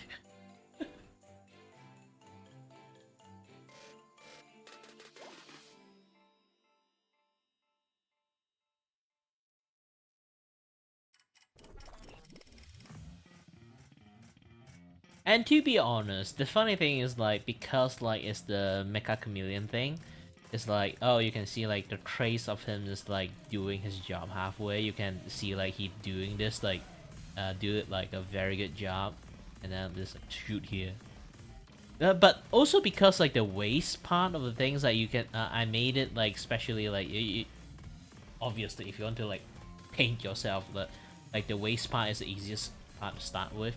So I'm going for like the waist part, like did like a pretty good job. But I think I did it a little bit too good of a job because it kind of really blend with the background. It makes the entire art in particular part in this part like looks weird. You know? Kind of like it is weirdly managed to blend into the, you know, like blend into like the scene.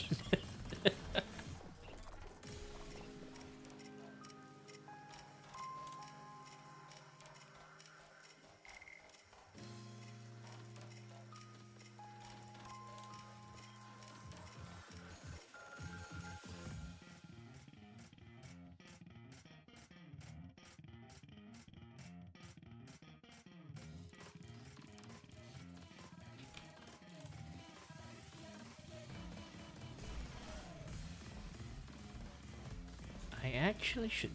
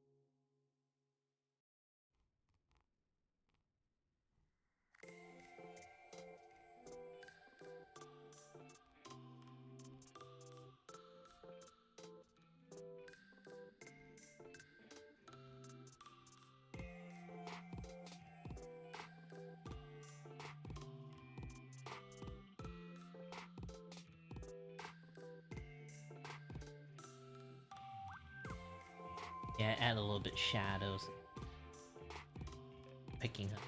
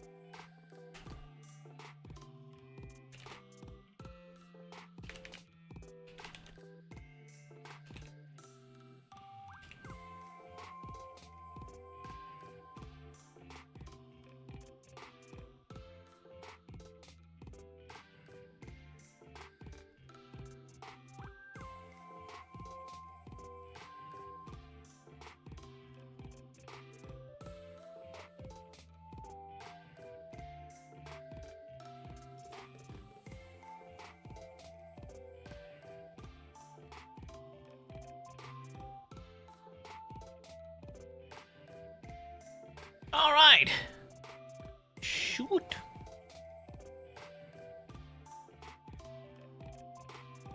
Should be okay.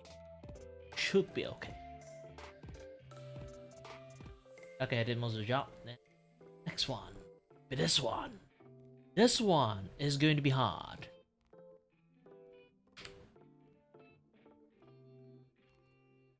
I'm not sure how to draw him properly.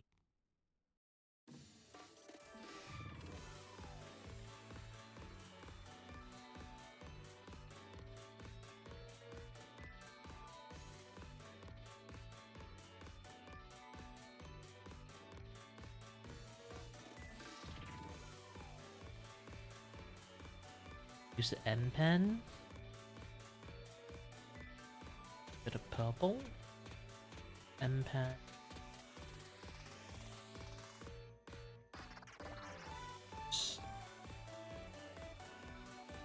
Thin line.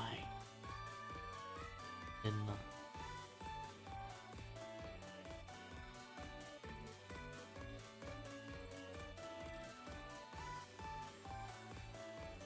Thin line for ages.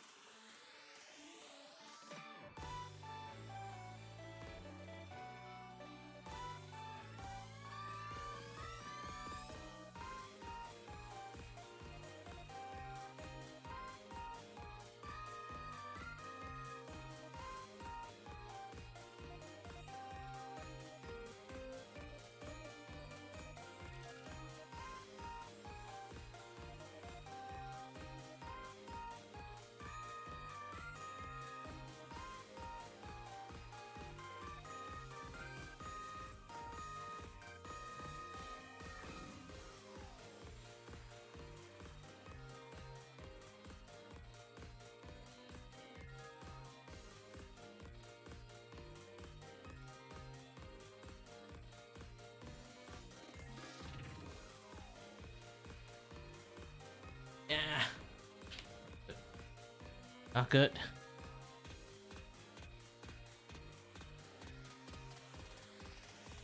I have to redraw everything again.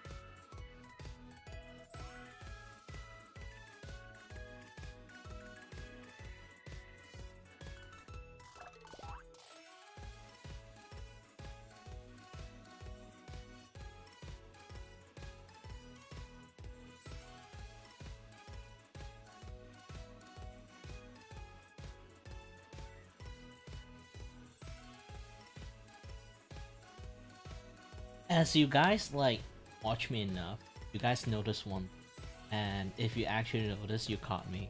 I can't draw nose.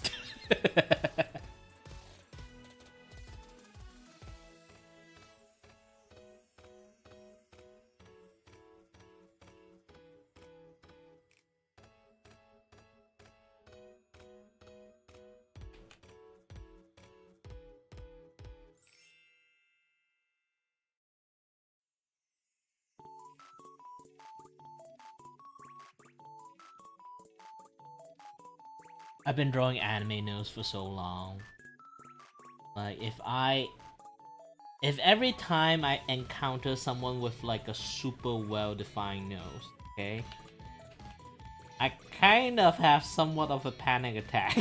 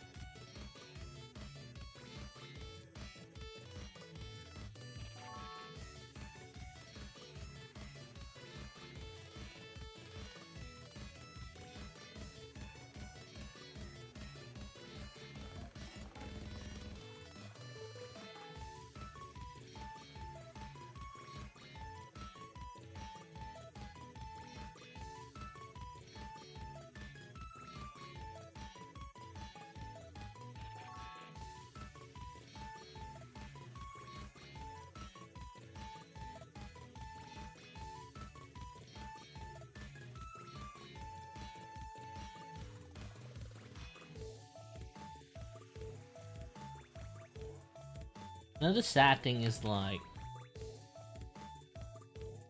I'm actually like I used to be like a fine artist like artist, but as time passed, like I've been drawing so many anime like kind of like features.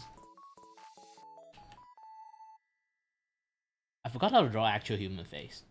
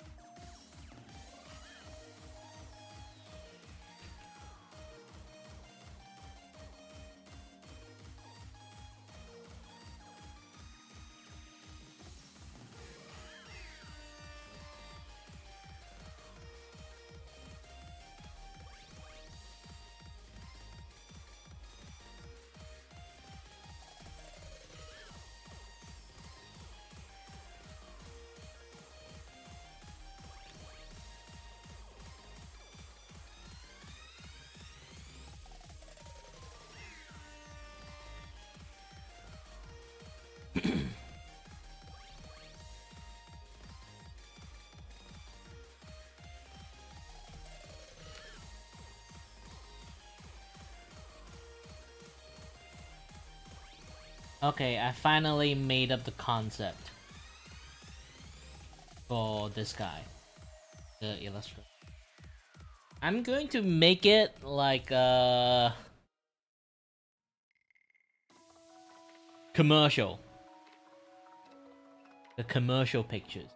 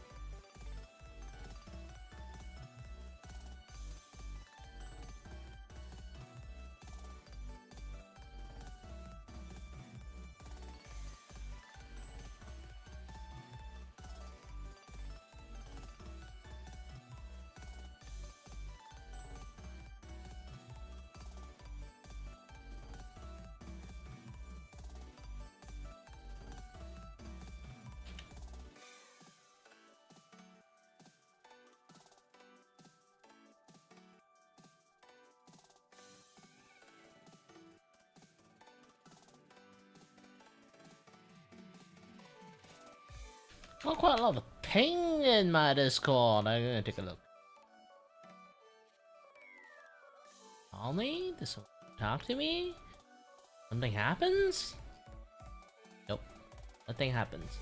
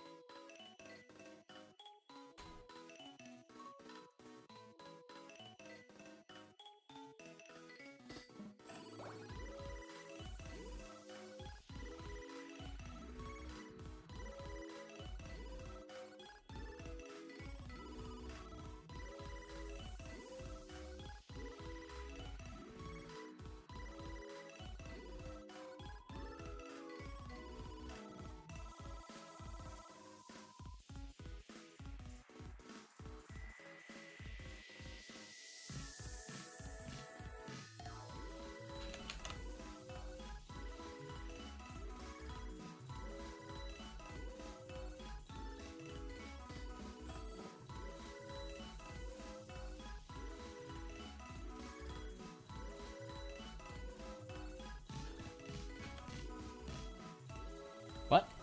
What? Freeze.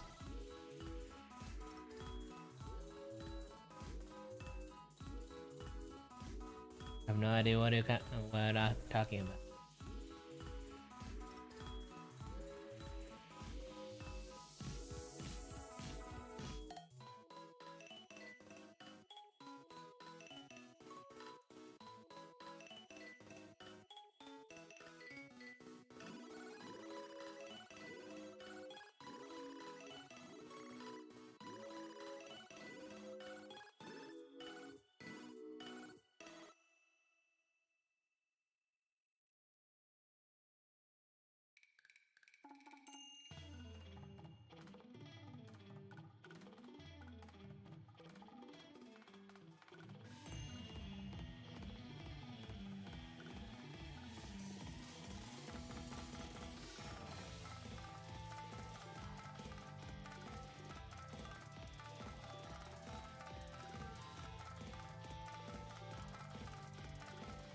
You know, like the funny thing is basically like,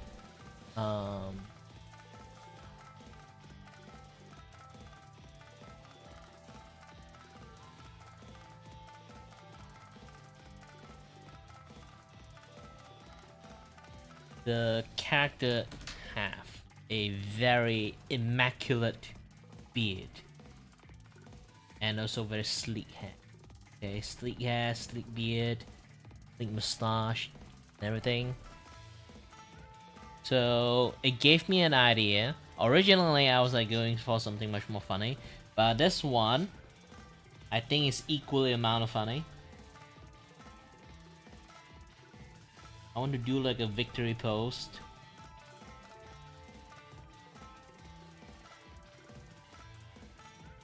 Of holding like that beer palm. It's like, you know, like those in gel, but for like for beard. Gosh.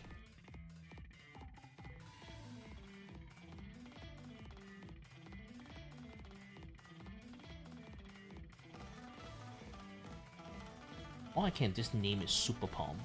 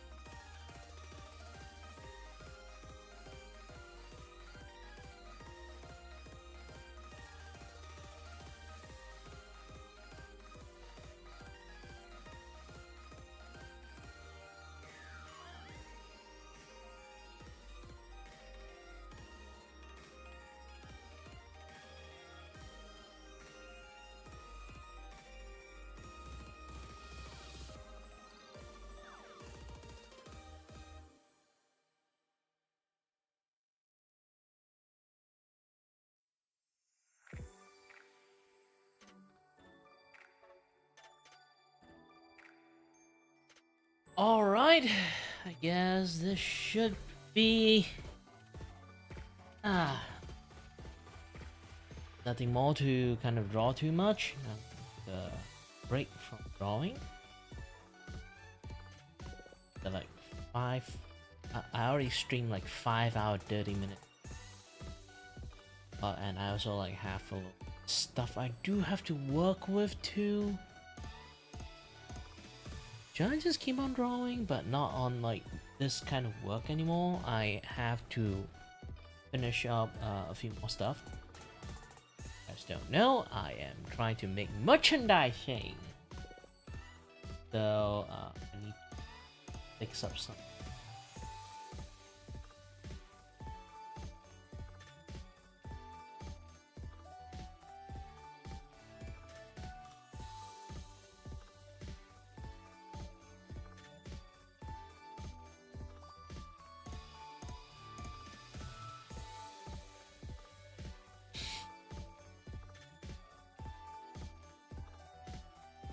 Or pop sock.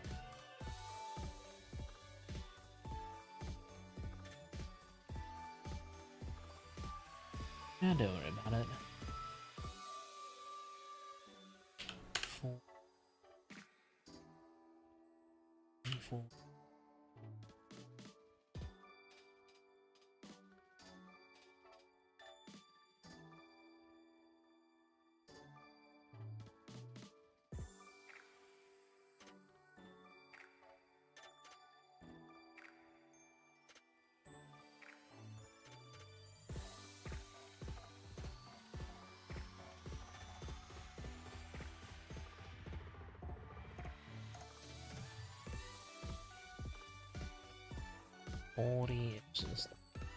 Wow, like the safe zone is tiny, not just normal tiny.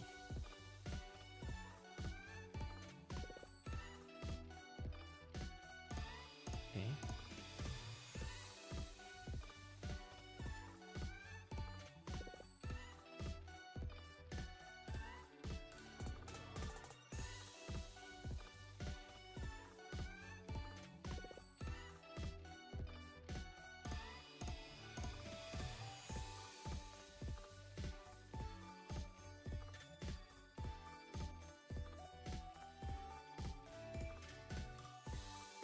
TV.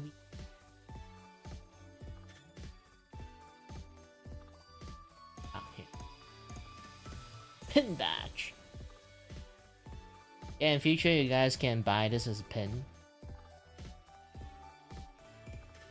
We're working on like some things too. Right line. What's this? Yeah. Yeah, like it's tiny. Work on everything.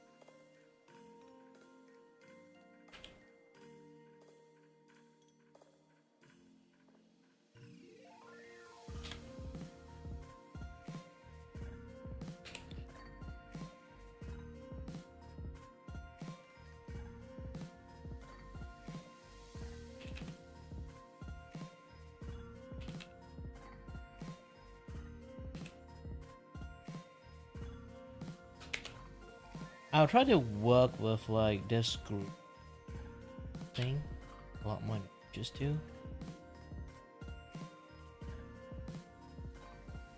If things goes well.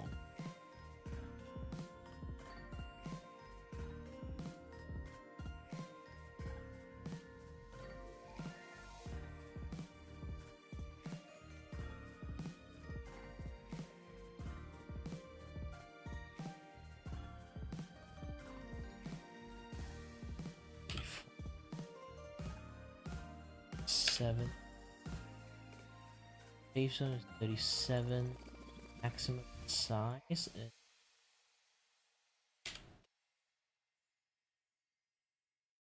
40 means like 3 centimeters. Diameter has been shrunk. If it's shrunk, it means stuff to.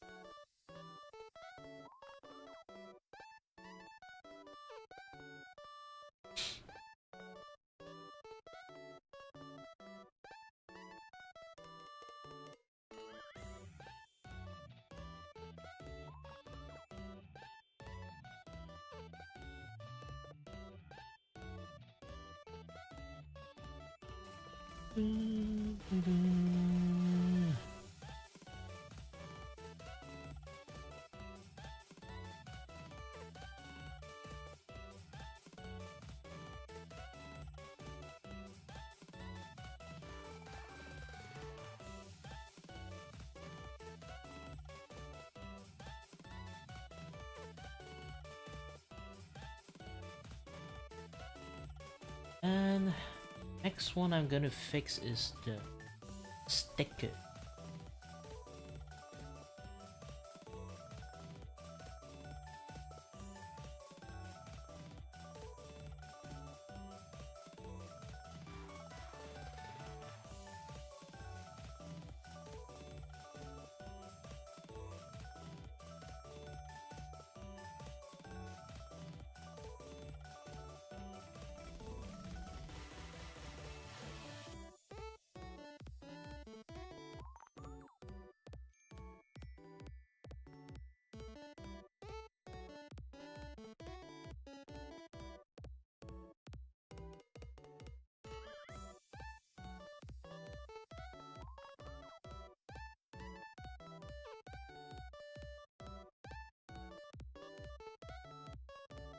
Alright then, fix up quite a lot of stuff, and that's all. Watching my stream anyway. Again, like that, today is just working stream. I've been like sitting here like super fucking silent for my entire stream for quite a while. So yeah, I do it. Thank you very much for watching, guys, and as always, stay healthy, stay safe. Until next time, stay tuned on the next stream. Alright then, bye bye.